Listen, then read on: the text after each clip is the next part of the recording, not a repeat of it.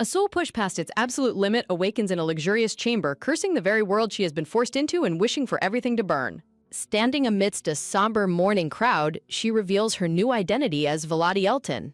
Looking down at her mother's ornate blue casket, Vladi reflects on her supposedly upright life as a duke's eldest daughter.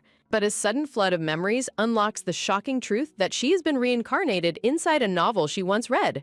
This realization originally hit her 16 years ago as a newborn baby looking up at her silver-haired mother's strikingly familiar face. Under an intricate wing-shaped crest, the overwhelming truth sank in that she was trapped inside a fictional fantasy world. The sheer shock of reincarnation in this alien environment left her crying hysterically for days on end. Desperate to soothe her child, her mother used legendary spirit magic to restore the baby's emotional balance. Sitting up in her bed, Vladi recalls how that powerful spell carried a massive side effect of wiping her past life memories entirely. Clutching her forehead, she realizes the seal was broken and her memories rushed back the exact moment her mother died. Stepping out of bed, her mind races as she struggles to accept the bizarre reality of her dual existence. Standing before a mirror, she realizes there is an even bigger catch to this sudden reincarnation. Looking at a reflection of long black hair and ruby red eyes, she inspects her intimidatingly beautiful and unusually tall stature. Though she always believed she simply inherited her father's features, she now suspects there is a much deeper secret behind her appearance.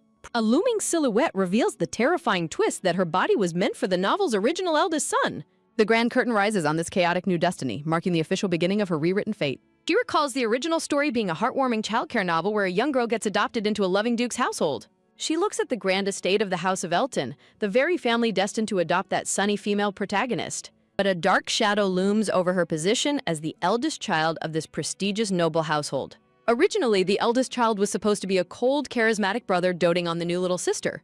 Vladi is left furious and bewildered as to why her gender is the only major change in this entire story. Grabbing her dress in frustration, she resolves to keep living as Vladi Elton despite the cosmic mix-up.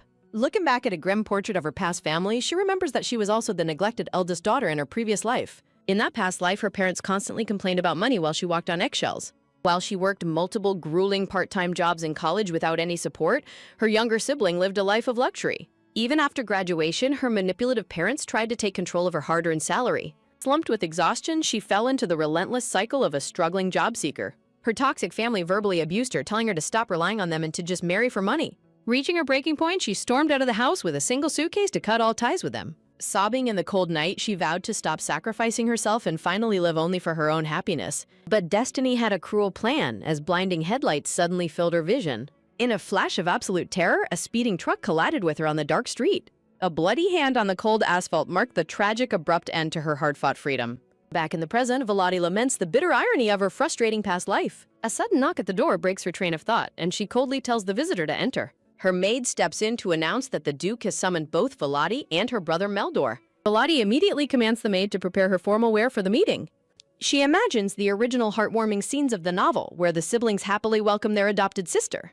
But she completely rejects playing the role of the stoic, dependable sibling this time around. Striding forward in black heels, she prepares to face her family on her own terms. Inside the parlor, the stern Duke and her younger brother Meldor await her arrival. Meldor immediately scolds her for being late just to dress up. Hiding her burning anger behind a polite smile, Vladi offers a tense apology for her delay. The Duke takes a seat and declares that it is time to return to their normal routines now that the funeral is ended. Vladi notes how exhausted her father looks while Meldor sits beside him looking visibly depressed. She reflects on how she initially shared their grief before her past life memories changed everything. With her memories returned, any lingering affection she had for her late mother has completely vanished. The Duke announces that they will first postpone Vladi's upcoming engagement until the household settles. He then turns to Melanor, commanding him to resume his tough swordsmanship training. Meldor complies with a dark, unsettling look in his eyes, leaving a lingering tension hanging in the air. A tense hand reaches out, firmly grasping the ornate brass handle of the office door. Stepping through the doorway, Vladi is instantly met with her brother Meldor's bitter, resentful sarcasm. Meldor steps closer in the marble hallway, venomously mocking her comfortable future of dressing up and marrying well. Pointing an angry finger, Meldor boasts about his grueling physical sacrifices while accusing Vladi of riding his coattails. Hiding her boiling fury behind a cold glare, Vladi forces herself to stay calm right outside their father's office. Turning on her heel, Vladi walks away in silence, leaving her brother yelling in a state of childish fury. With an aura of absolute authority, she strides down the corridor as the estate's maids bow in silent terror. The young maid gasps in shock as Vladi suddenly halts her stride with a chilling cold focus. In a sudden explosion of pure rage, Vladi's fist shatters the glass frame of a wall portrait. Well, that's one way to clear a wall of bad memories. Towering over her terrified staff, Volati vents her deep disgust for Meldor's ruined character and their late mother's blatant favoritism. Casting a sharp glance over her shoulder, she coldly commands the trembling servants to have the broken glass cleaned up immediately. Clenching her jaw, Volati reflects on the bitter reality of how her brother stole the life meant for her. She recalls the original novel's lore, where the Eltons revered swordsmanship while her brother Meldor possessed a secret talent for magic. In the original story, the eldest son was the rightful heir, but that pivotal role has now been rewritten by her reincarnation. Because of this cosmic swap, Meldor was forced into brutal swordsmanship training, completely abandoning his magical potential. The immense pressure of living up to the family name left young Meldor broken and sobbing on the floor. Their mother and stoic father offered Meldor their deepest sympathy, coddling him to ease his visible distress. Meanwhile, Volati was pushed into the shadows, treated like an afterthought, and left to walk on eggshells just like in her past life. Her reincarnation altered two fundamental things, her gender and her soul, yet her body retained the original eldest son's monstrous physical genius. Viewing her own godlike talent as a curse, she deliberately suppressed her skills to avoid shattering her brother's fragile ego. She naively played the role of a quiet, obedient daughter, keeping her distance from the blade to maintain family peace. A dark realization washes over her as she questions why she ever felt a single shred of guilt toward her brother. Standing before a moonlit window, Volati swears to never tolerate this unjust, miserable treatment again. Staring into the night, she grows increasingly disgusted by Meldor's arrogant disrespect and the way he talks down to her. She realizes her brother only acts this confident because he hides behind their father's unconditional affection. Seated at her desk, she hatches a dark scheme to lure her father away from the estate using her knowledge of the original plot. With a sinister smirk, Volati vows to recruit a powerful ally and strip away everything her brother took from her. Her master plan centers on a legendary figure, a character who possessed absolute, unwavering loyalty to the original eldest son. That secret ally is Zeppelin Vincent, a supporting character who secretly operated as the Duke's mastermind of covert operations. This shadow network specialized in collecting high-level intelligence, keeping tabs on servants, and ruthlessly hunting down potential traitors. In the underworld of the Empire, this feared, secret group of elite operatives was known as the Watchers. As the undisputed leader of this underground organization, Zeppelin commanded them with absolute, terrifying authority. Because her past memories were sealed, Volati had previously ignored his existence, but now everything has changed. In the original timeline, Zeppelin was captivated by the brilliant, overwhelming martial talents of the eldest son. Driven by a deep, insatiable hunger for capable talent, he trained the Watchers to be lethal weapons. This admiration ran so deep that Zeppelin begged his own father to let him serve the heir from an early age. Since the Duke fully trusted his eldest son, the alliance was formed without any suspicion or family drama. However, in this life, Volati was denied the heir's education, leaving her with absolutely no connection to Zeppelin. She remembers how she was excluded from successor lessons because her very presence supposedly made it hard for her brother to focus. When she rebelled, her mother manipulatively guilt-tripped her, demanding that she yield everything to her younger brother. Left with no choice but to surrender her lessons, she watched her pampered brother hoard all the education. Yet, even after monopolizing everything, Meldor still mocked her, driving her to study in secret and target Zeppelin as her ultimate pawn. A devious, triumphant smile spreads across Volati's face as she prepares to steal the ultimate chess piece for her revenge. The scene shifts to a beautiful sunlit morning over the sprawling Elton family estate. Down on the training grounds, a small figure prepares to test their aim under the clear blue sky. Volati watches from the shadows as her brother Meldor aggressively handles a heavy firearm. Meldor fires the gun, hitting the target but immediately cursing in anger as the recoil throws off his stance. Screaming that the weapon is defective, Meldor violently throws the expensive rifle onto the grass, prompting Volati to make her grand entrance. Talk about throwing a tantrum when you miss the target. With elegant, effortless grace, Volati's hand sweeps down to retrieve the discarded family heirloom. Holding the rifle with practiced ease, she mocks his reckless temper while a stunned Meldor demands to know what she is doing there. With her high-stakes master plan finally in motion, the black-haired girl coldly notes her brother's complete lack of coordination. The dark-haired boy demands to know what she is doing as she picks up his discarded firearm. In a single swift, elegant motion, she aims the rifle and pulls the trigger.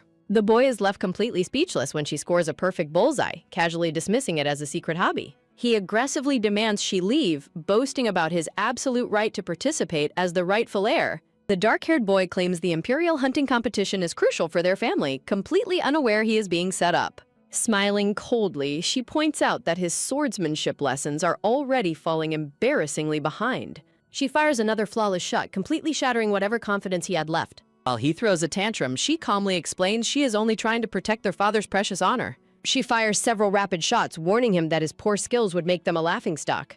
Staring smugly at the perfect targets, she remarks on how incredibly simple it is to hit the mark. Unable to handle his intense humiliation, the boy screams in fury and storms away. Left alone, the black-haired girl decides his lack of talent is a blessing and resolves to keep him home. Another perfect shot rings out, proving her physical genius is truly on a legendary level. With a devious smile, she prepares for the upcoming hunt with absolute confidence in her victory. That evening, the grand estate is filled with news that her brother has officially withdrawn from the hunt. Riding a majestic black horse, she arrives at the hunting grounds alongside her noble companions. Her purple-haired friend, Zion, notices her riding hat and politely offers to help adjust it. She confidently replies that she is more than ready to participate in her brother's place. A handsome blonde boy rides up, eager to know what brought her to the prestigious event. The blonde boy, Mostin, asks if her infamously difficult brother kept quiet about her sudden decision. She explains how she easily manipulated him into staying home, much to Mostin's absolute delight. The purple-haired boy remains suspicious, questioning if she did something to force her brother out.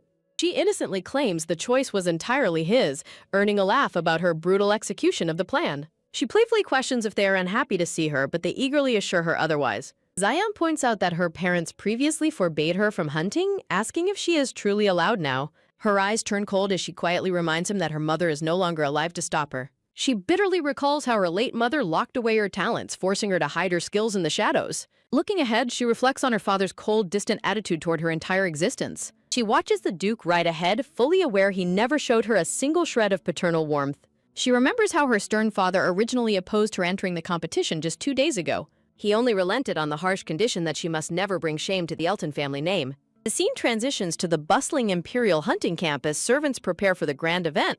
A blonde knight steps forward, introducing himself as an Elton knight assigned to assist her in the woods. She smiles deviously, realizing her ultimate secret pawn has willingly walked right into her trap. The red-haired emperor addresses the noble crowd, eagerly anticipating who will bring him the best entertainment. Watching Mostin effortlessly flatter the emperor, she notes his exceptional political cunning. The blonde noble laughs off his clever speech with a playful, lighthearted gesture. The emperor takes his seat, declaring that everyone must return to the camp within the allotted time. A red flag is waved high in the air to signal the official start of the high-stakes game.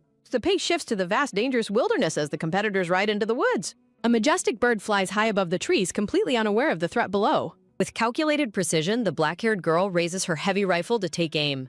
A loud gunshot echoes through the forest as she pulls the trigger with absolute grace. The massive bird instantly plummets to the ground, dead from a single flawless shot. The blonde knight is left completely speechless by her overwhelming physical genius. He quickly gathers the falling game, celebrating another successful hit for their house. She secretly counts her escorts, planning to thin out the group to execute her secret agenda. She commands the knight to dismount and gather the game, leaving only her true target to follow her.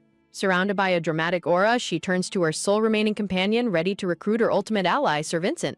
Cornered by her piercing gaze, the legendary mastermind can only stammer her name in utter disbelief. Knowing the lethal nature of his work, Vincent accepts his dark destiny but secretly harbors a dream to raise a peerless genius. To him, Duke Theodore Elton represents the ultimate standard of absolute perfection and untouchable power. As a child, young Vincent watched the Duke's legendary swordplay, completely captivated by his overwhelming charisma. His devotion to the Elton house was never born out of mere duty but out of absolute adoration for the Duke. He willingly bound his life to the master, completely spellbound by his untouchable aura. But his lifelong dream begins to crumble as he worries about the lackluster heir, Meldor, who's set to inherit everything. Knowing he is destined to serve Meldor, Vincent feels utterly powerless watching the boy's severe lack of martial talent. Meldor's complete lack of discipline and deep hatred for training make him discard his weapon in a childish tantrum. Yearning to polish a raw gem capable of rivaling the Duke, Vincent bitterly envies his father's chance to train a true genius. While his father guided a legendary master, Vincent is left sulking in misery until his sister steps in to disrupt his self-pity. His fierce younger sister aggressively tells him to quit complaining and let her run the secret organization instead. Fed up with his bleak prospects, Vincent makes the drastic decision to hand his duties to his sister and flee the estate. Yet, his secret plan to escape is suddenly thrown into complete chaos by an unexpected twist during today's hunt. Suddenly, a magnificent stag appears in a sunlit clearing, completely oblivious to the danger nearby. With a deafening blast, Velati fires her heavy rifle, landing a devastating blow with shocking precision. Watching her effortless mastery, Vincent feels his stubborn resolve to leave the household rapidly begin to waver. When Velati casually asks for her hunt tally, she complains that her spectacular haul is far below her expectations. Vincent is left completely speechless, bitterly comparing her genius to the heir's pathetic performance from the previous year. Looking at the Duke's forgotten daughter, Vincent realizes he has absolutely no personal connection to this hidden monster. He originally resented today's assignment, having been ordered by the Duke to assist her in the woods instead of the heir. But her continuous flawless shots leave the surrounding nobles shouting in awe at her unbelievable physical talent.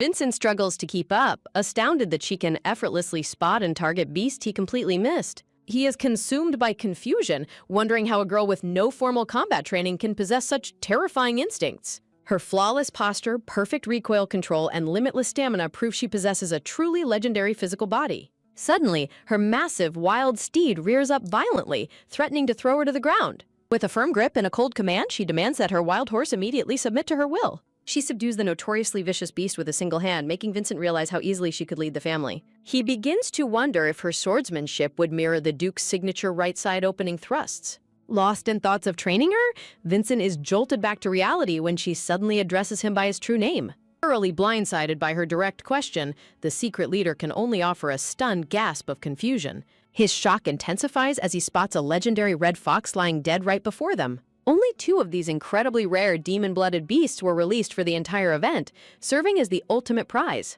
Quickly recovering his composure, Vincent claps politely and offers his stiff congratulations on her legendary kill. But when she raises a single eyebrow in annoyance, his heart stops as he recognizes the exact habit of Duke Theodore.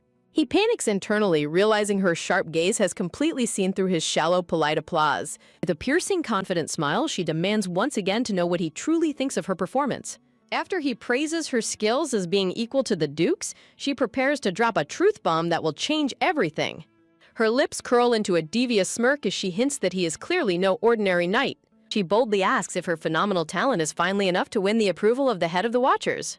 Vincent freezes in sheer horror, his mind racing as he wonders how she uncovered his deepest secret identity. Though Vincent desperately tries to play dumb, her cold, knowing smile makes it clear she is completely in control. Feeling her suffocating, lethal aura wrap around his throat, Vincent realizes she is far more terrifying than the Duke. Before he can react further, a loud, echoing signal horn cuts through the forest, marking the end of the hunt. Annoyed by the delay, Volati demands her prize be fetched immediately while she heads back to the camp alone. Stopping him in his tracks, she calls out his real name once more, cementing her absolute hold over him. Giving a nervous, sweating smile, Vincent desperately clings to his denial as he promises to meet her at the tents. Riding away in a daze, Vincent tries to force himself to forget her treasonous proposal to train her. Watching him ride away, Volati is quietly impressed by his resilience, noting he held his ground better than expected. With a triumphant smirk, she reflects that the Master of Shadows has swallowed her bait, setting her revenge in motion. A storm of whispers erupts as Volati takes the stage. Powerful black steed charges forward, kicking up heavy dust. Grabbing the reins, Volati firmly commands the wild horse to stay still. Looking at the horse, she reflects on its neglected past as Meldor's untouched birthday gift. She recalls the past where the Duchess gifted this beloved steed to the firstborn instead of her. Volati bitterly remembers how the weak heir could never even mount the horse without help. She notes how the beautiful stallion remained locked in the stables for years out of neglect. Though Meldor threw a tantrum, their father allowed Volati to bring the horse out today. Spotting her alone, Mostin eagerly waves and asks if her escort knights left her behind. Volati calmly explains they're still harvesting game, prompting Mostin to suspect a massive haul. When she boasts of outperforming them, Mostin defensively claims he took second place last year. She questions who secured first place, leaving Mostin surprised by her complete lack of knowledge. He reveals that the champion of last year was none other than her own father. Kneeling before the Emperor, Duke Theodore humbly downplays his confidence in winning consecutive titles. Taking his grand throne, the Emperor commands the final tally of the competition to begin. The massive piles of harvested game shock the gathered crowd. Austin's father playfully praises his son's impressive hunting skills, which the boy proudly accepts. Zion's father warmly congratulates his son, who politely expresses his deep gratitude in return. Watching from the shadows, Volati observes the warm, loving bonds between her noble friends and their fathers. A chilling darkness fills her eyes as she bitterly reflects on her own cold family dynamic. A murmur sweeps the crowd as someone discovers the legendary rare red fox among the kills. The Emperor praises the Duke's legendary achievement, but the Duke remains stoic and humble. Zion and Molston question why her knights are taking so long, but Volati remains completely unfazed. Whispers break out among the aristocrats as a mysterious, massive carriage approaches the clearing. The gossiping crowd is left speechless when they realize the loaded cart belongs to Volati. A sinister smirk plays on her lips as she announces her knight's arrival. Kneeling before her, the knights apologize for the delay, delivering a mountain of prize game. Looking at her father, she relishes his rare expression of utter shock and disbelief. A wave of absolute triumph washes over Volati as her brilliant scheme unfolds perfectly. The knights unload a breathtaking mountain of beasts as Zion watches in absolute disbelief. Mostin gapes in shock, declaring her unbelievable performance is nothing short of pure genius. Mostin gasps at her skill while Xion spots the legendary red fox among her prey. Xion praises her talent, prompting the Emperor to demand why Theodore hid her for so long. The Emperor laughs heartily, declaring Volati has inherited both her father's striking looks and talent. Volati humbly bows, but the Emperor insists there is no need for such modesty today. Looking closely at the piles, the Emperor notes that Duke leads in sheer quantity. However, he reveals Volati takes the lead with her flawlessly preserved red fox pelts. She internally gloats, knowing her precision marksmanship was designed to minimize pelt damage. With the clap, the Emperor officially crowns Duke Theodore as the winner of the tournament. As the champion, the Duke is granted any single prize from the Royal Treasure Vault. Turning to Volati, the Emperor expresses high hopes for her future after taking second place. The Emperor smiles warmly, announcing he has prepared a special reward for her achievement. Mostin and Xion watch in stunned anticipation as the prize is revealed. A legendary glowing sword rests in its velvet case, exactly as Volati had planned. Duke Theodore is visibly shaken, staring in utter disbelief at the prize his daughter secured. The Emperor cordially invites her to draw the magnificent weapon to test its balance. With a confident grasp, Volati draws the radiant glowing blue sword.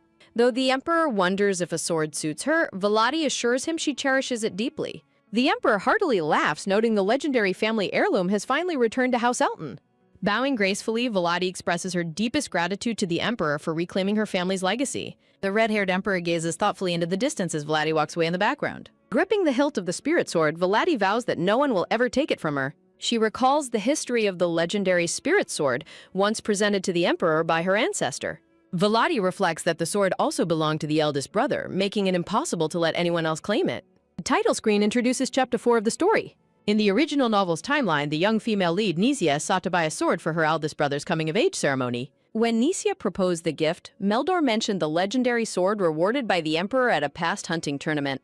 Remembering this detail, Volati resolved to participate in this year's hunting tournament to secure the blade. Smiling with satisfaction, Volati relishes her successful plan to win the sword and humble her family. Carrying the massive wooden sword case, Volati calls out to Vincent as she prepares to depart. With a sudden movement, Volati drops the massive wooden box into Vincent's hands, instructing him to carry it.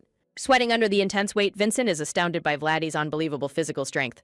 Xion holds his white horse's reins and asks Volati if she is truly satisfied with her choice of reward. Volati confidently explains that she genuinely likes the sword and has no reason to reject the Emperor's gift. Mostin happily rides up on his horse, expressing his excitement for Volati's newly acquired prize. Even though he missed first place, Mostin remains in high spirits as he rides alongside Xion and Volati. Looking at her companions, Volati feels a slight pang of guilt, remembering how hard they tried to encourage her. She recalls a childhood memory when Xion and Mostin were deeply disappointed by her refusal to use swords. In the past, young Mostin persistently urged Volati to pick up a sword and make history. Volati had adamantly refused, wanting to spare her weak little brother from feeling any sense of inferiority. Her young friends had pleaded with her not to hold back her own immense talent for her brother's sake. Volati remembers how deeply those words stung, making her past efforts to earn her family's love feel entirely futile. Back in the present, Volati smiles softly, realizing those painful words were ultimately true. Seeing her soft expression, Mostin happily decides to smile along with her as they enjoy the ride. Mostin bursts into laughter, continuing his playful attempts to persuade her to take up the sword. The scene shifts to the Grand Elton estate under a warm, glowing sunset later that evening. Quiet tension hangs in the air outside the closed study door. Dressed elegantly, Volati enters the study, noting that her father called for her. Sitting at his desk, Duke Theodore asks about her plans for the sword, prompting Volati to announce she will use it herself.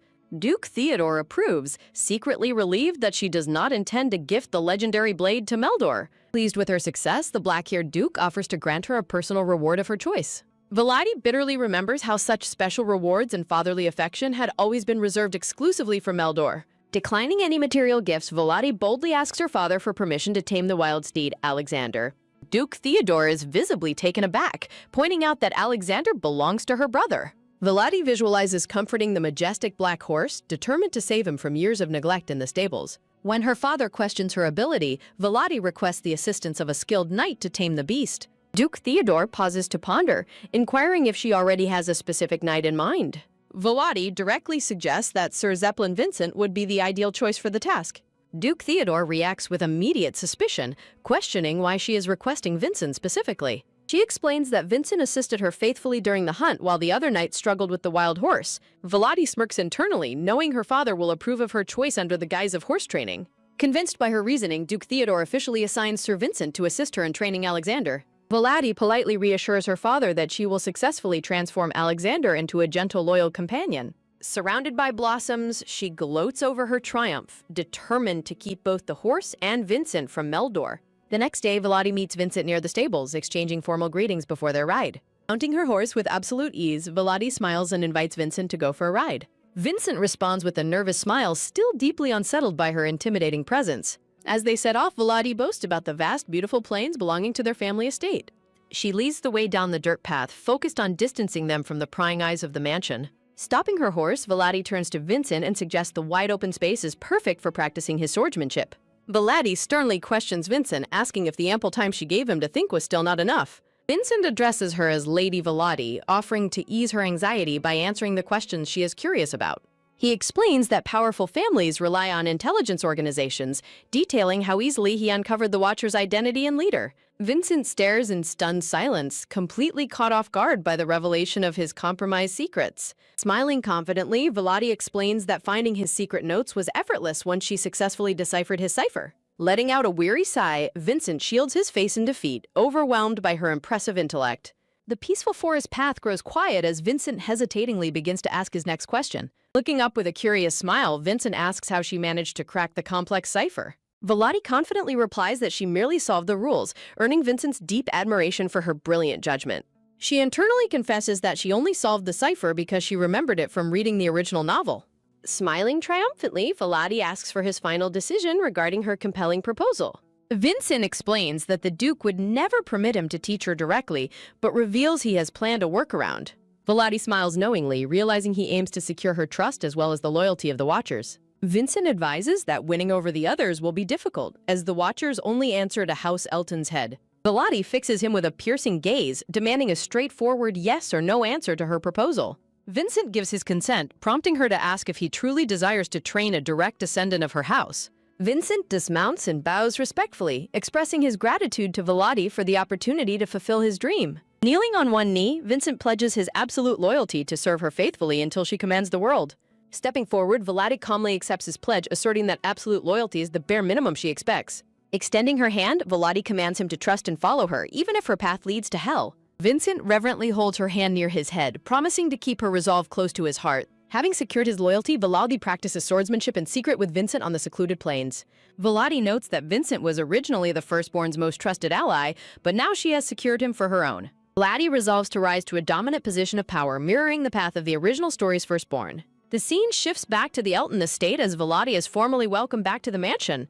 Walking through the halls, Rover informs her that her father is at the palace and Meldor is resting. Rover confirms that the young master has finished his meal and is currently resting in his private chamber. Velati recalls Meldor's childish tantrum and silent treatment after learning she had taken over training the Black Stallion. Velati dismisses her brother's silent treatment, noting his avoidance actually makes her plans much easier. Walking past the staff, Velati notes with displeasure the gloomy and lethargic atmosphere hovering over the servants. She reflects on how bright and lively the estate once was when her silver-haired mother was still alive. Velati reflects on how the mansion's tragic decline perfectly mirrors the dark details described in the novel. She remembers a sweet image of young Nisha smiling brightly while cradling a vibrant bouquet of yellow flowers. Velati laments the current state of the estate, dreading how gloomy it will remain until Nisha finally arrives. A cartoonish Velati shivers with exhaustion, thinking the dreary environment is enough to depress anyone. She recalls Vincent's strategic advice that winning over the mansion's servants is key to expanding her domestic influence. Standing at the railing, Velati summons Rover to the drawing room along with the head maid. Rover looks up in confusion, surprised by her sudden demand for the new home design catalogs. Velati glares down with an icy, displeased expression, showing her irritation at his questioning. Rover quickly bows and departs to fulfill her orders, sensing her growing impatience. Velati sighs in frustration, recalling how much more agreeable the previous butler Charles used to be. Rover returns alongside the head maid, who politely carries a large, heavy book of furniture catalogs. Sitting gracefully on her couch, Velati requests the new catalog that the maid has brought from town. As Velati flips through the pages, the head maid nervously apologizes, explaining she arranged things as best she could. Narration notes that noble ladies traditionally redecorate their grand mansions to match the change of seasons. The mansion's interior became permanently dark to suit Meldor's preferences, leaving redecorating forgotten after their mother fell ill. Velati determines that a bright, fresh makeover will lift the servants' spirits and dispel the mansion's gloom. Velati gestures to the open catalog, ordering the maid to purchase everything to completely transform the mansion. Rover objects vehemently, reminding her that she cannot purchase luxury furniture without the Duke's direct permission. An ugh of sharp pain escapes Rover as Volati delivers a heavy, intentional stomp directly onto his foot. The headmaid confirms the quick furniture order while Volati turns her cold attention back to the kneeling Rover. Looking down coldly, Volati questions Rover if his father, Charles, failed to teach him proper respect. Volati recalls how their mother appointed Rover as butler following the retirement of his ailing father, Charles. Knowing Rover favored her father and brother, Volati resolves to end her tolerance of his subtle impertinence. Volati bluntly warns Rover that he must gain some sense if he wishes to remain the mansion's head butler. Stepping past the trembling butler, Volati dismisses the idea of her busy father managing internal household affairs. Volati looms over Rover, demanding he state exactly who holds the authority to manage the estate now. The chilling question hangs heavily in the air, leaving no room for the butler to escape her dominance. Trembling with pure terror, Rover desperately replies that Lady Volati is the one in charge. Pressing her advantage, Volati demands to know whose permission is required to order the new furniture. Rover frantically begs for forgiveness, admitting he made a massive mistake and needs no one's permission. Volati commands Rover to gather the workers and orders Emily to inform the rest of the maids. Sitting comfortably on her sofa, Volati reflects on the necessity of bringing the entire staff under her absolute control. Knowing the staff answers to the butler and head maid, Volati strategically plans to manipulate both leaders. Recognizing that Emily is already loyal, Volati notes that only Rover remains to be fully secured. Recalling her past life knowledge, Volati smiles confidently, certain she can easily win over someone like Rover. The sun shines brightly over the grand estate, signaling the start of a massive home makeover. Volati actively directs the busy servants as they carry rugs, curtains, and furniture throughout the hallways. Motivating the household staff, Volati promises a special financial bonus if they complete the redecoration within 3 days. Watching the servants work with absolute efficiency, Volati experiences the intoxicating allure of holding true power. With her father and Meldor conveniently away, Volati happily relishes her temporary role as ruler of the house. Deciding to tackle her next project, Volati heads toward the estate's spectacular glass greenhouse. She reflects on how preservation magic keeps the greenhouse flowers blooming beautifully all year round. Standing inside the massive structure, Volati contemplates tearing down the garden to build a valuable jewel vault. Dark memories resurface as Volati recalls how this beautiful greenhouse once left her deeply wounded. She remembers a past afternoon having tea in the greenhouse when young Meldor began picking a fight. Young Meldor mockingly compared his training scars to Volati's pristine, unblemished hands. Choosing not to engage, young Volati silently drank her tea, knowing he would never understand her secret struggles. Enraged by her silence, Meldor slams the table and threatens to break her composure by force. Infuriated, the young boy channels a bright, swirling blue orb of mana in the palm of his hand. Shocked by the sudden attack, young Volati quickly summoned a defensive magic circle to block a spell. The clash of magical forces created a sharp backlash, leaving a shallow cut on Meldor's cheek. Young Volati fell to the floor, stunned that her brother actually used dangerous attack magic against her. While Volati clutched her arm in pain, the young Meldor looked on in stunned disbelief. Hearing the commotion, their mother rushes in, frantic with worry as she cradles the slightly bleeding Meldor. Volati stands in silence, praised for the inevitable misunderstanding and the familiar sting of her mother's blame.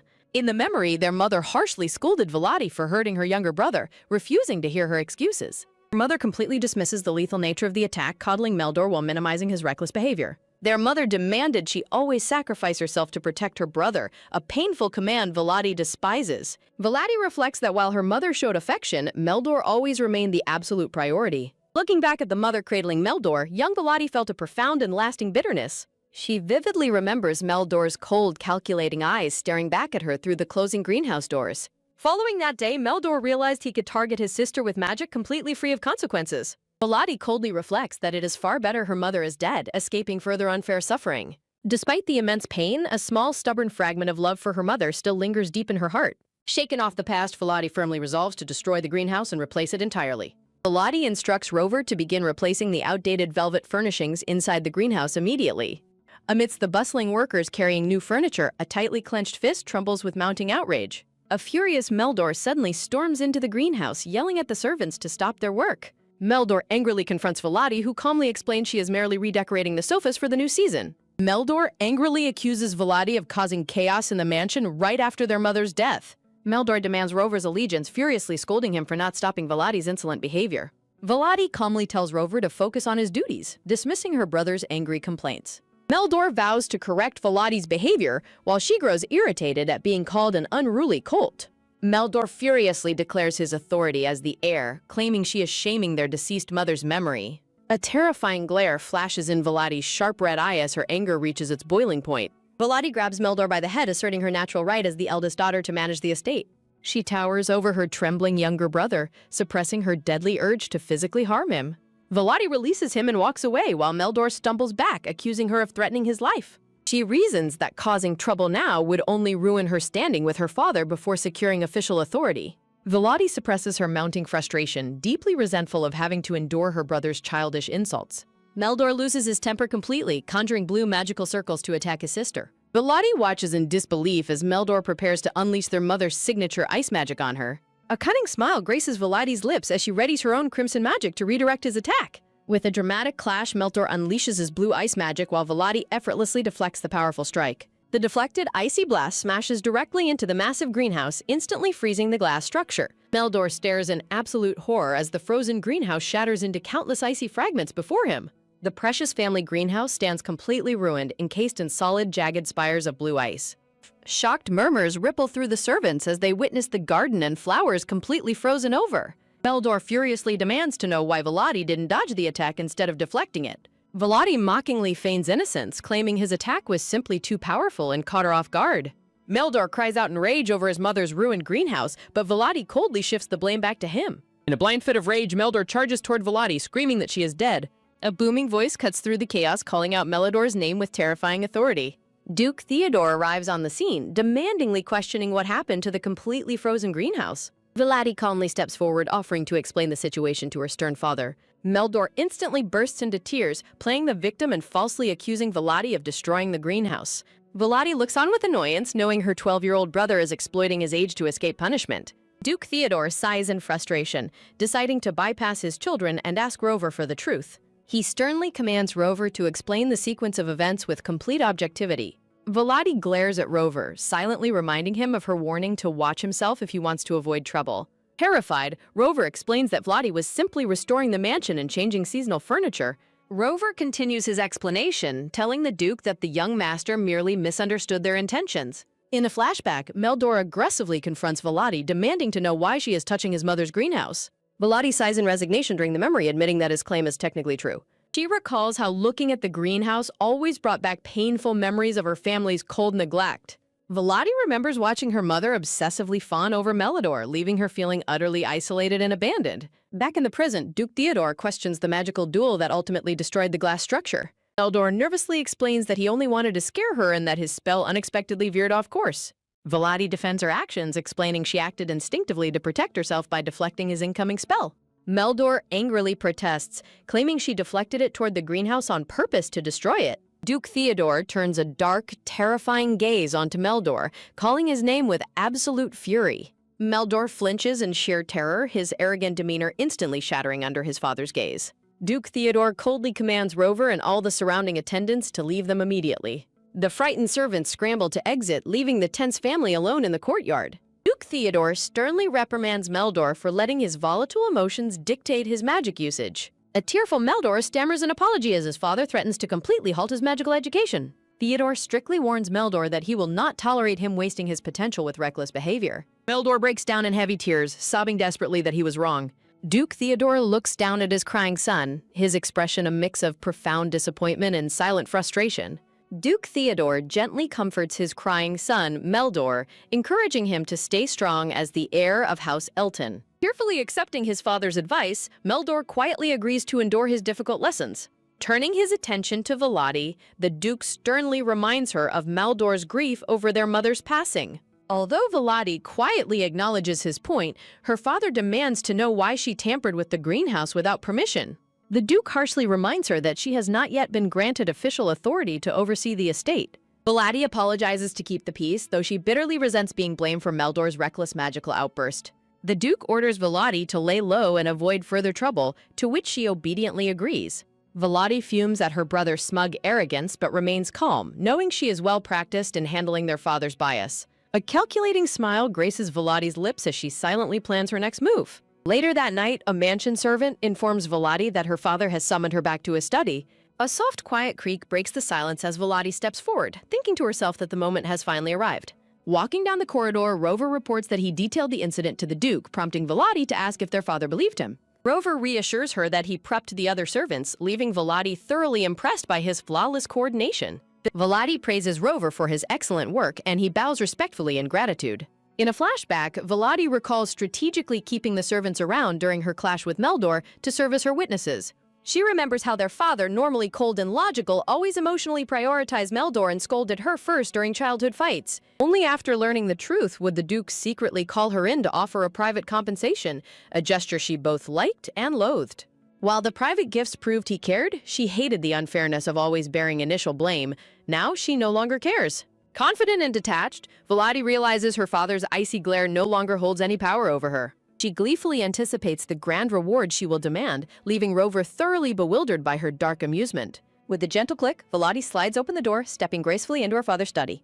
Duke Theodore admits he was too harsh, acknowledging that she merely rushed the renovations in the greenhouse. Volati smoothly takes the blame before requesting full responsibility for managing their deceased mother's ruined greenhouse. Feigning deep remorse, she acts as though she bears the heavy guilt of the structure's destruction. She secretly plans to turn it into her personal gemstone vault, and the Duke officially hands the greenhouse over to her authority. Deviously pleased, Volati celebrates securing the annex so quickly, ironically thanking Meldor for making it possible.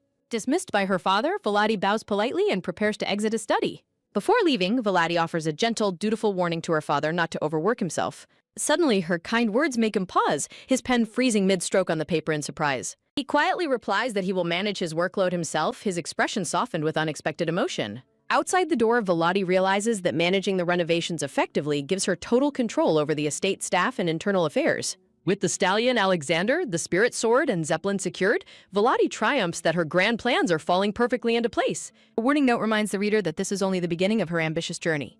Gazing out at the night sky, Volati resolves that she will not stop until she claims everything she deserves.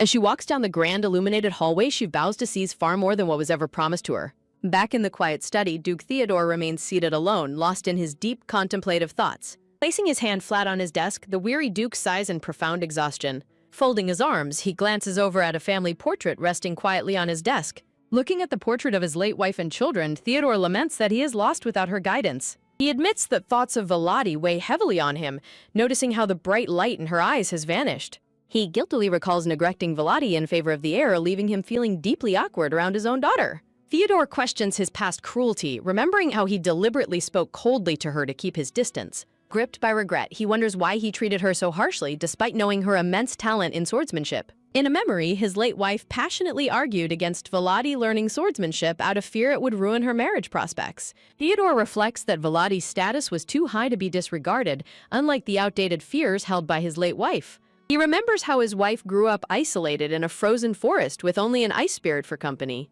Cut off from the modern world, his traditional wife desperately feared the physical scars of swordsmanship for their daughter.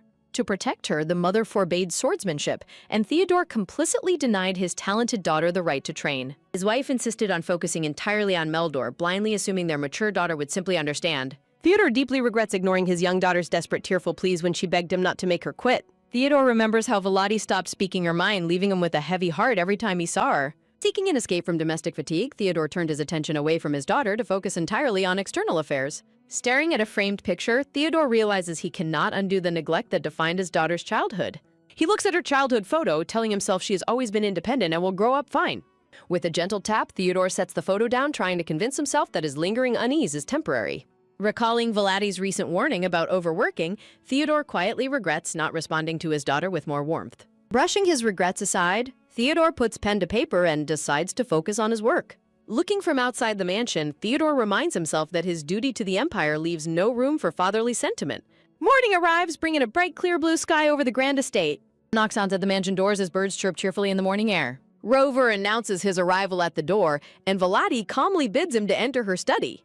Rover presents Volati with the estate's administrative documents, hoping to help her understand the current internal affairs. Volati is quietly impressed by how neatly organized Rover's paperwork is, having expected him to be careless. Rover proudly explains his rigorous training under his father, prompting Volati to offer him a rare compliment. Turning the page, Volati spots a document that stops her in her tracks, her personal expense ledger. When Volati questions the ledger, Rover eagerly explains that he created it specifically for her. Rover explains he wanted to help her manage the estate's budget, believing her to be too young and inexperienced. Volati's expression darkens under a cold shadow as she quietly questions his true intentions.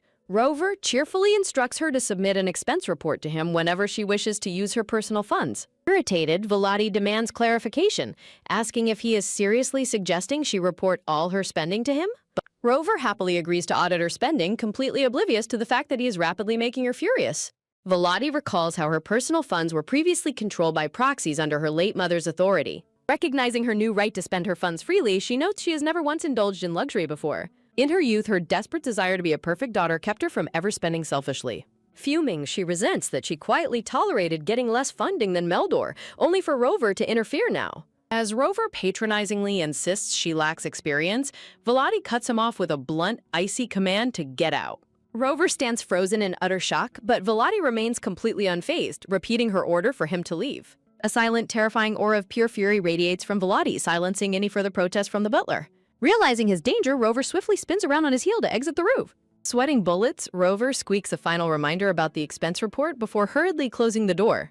Appalled by his persistent audacity, Volati decides she has had enough of Rover's constant meddling. Looking down at the reports, a devious idea forms in her mind to have some fun with the situation. Wearing a wicked smirk, she eagerly anticipates teaching the arrogant butler a lesson in humility. A maid with dark blue braided hair and glasses enters the study, politely answering Volati's summons. Volati asks the maid if her brother spoke of her, and the maid's confirmation makes the discussion much simpler. Volati appoints her as her personal maid, placing her in charge of all secret communications from now on. The maid, Stia Walker, bows her head and calmly accepts her new critical role.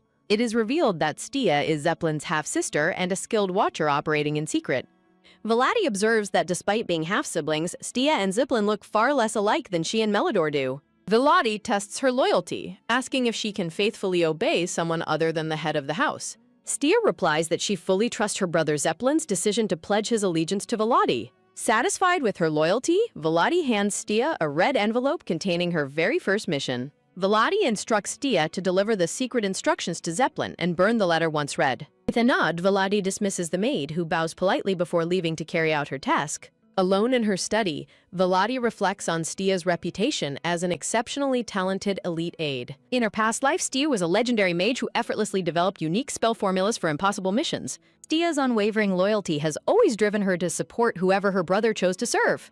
Volati celebrates securing both highly capable siblings, gaining two powerful pawns for her future plans. Deviously amused, Volati laughs at her progress, declaring that her next goal is to oust her father from the estate.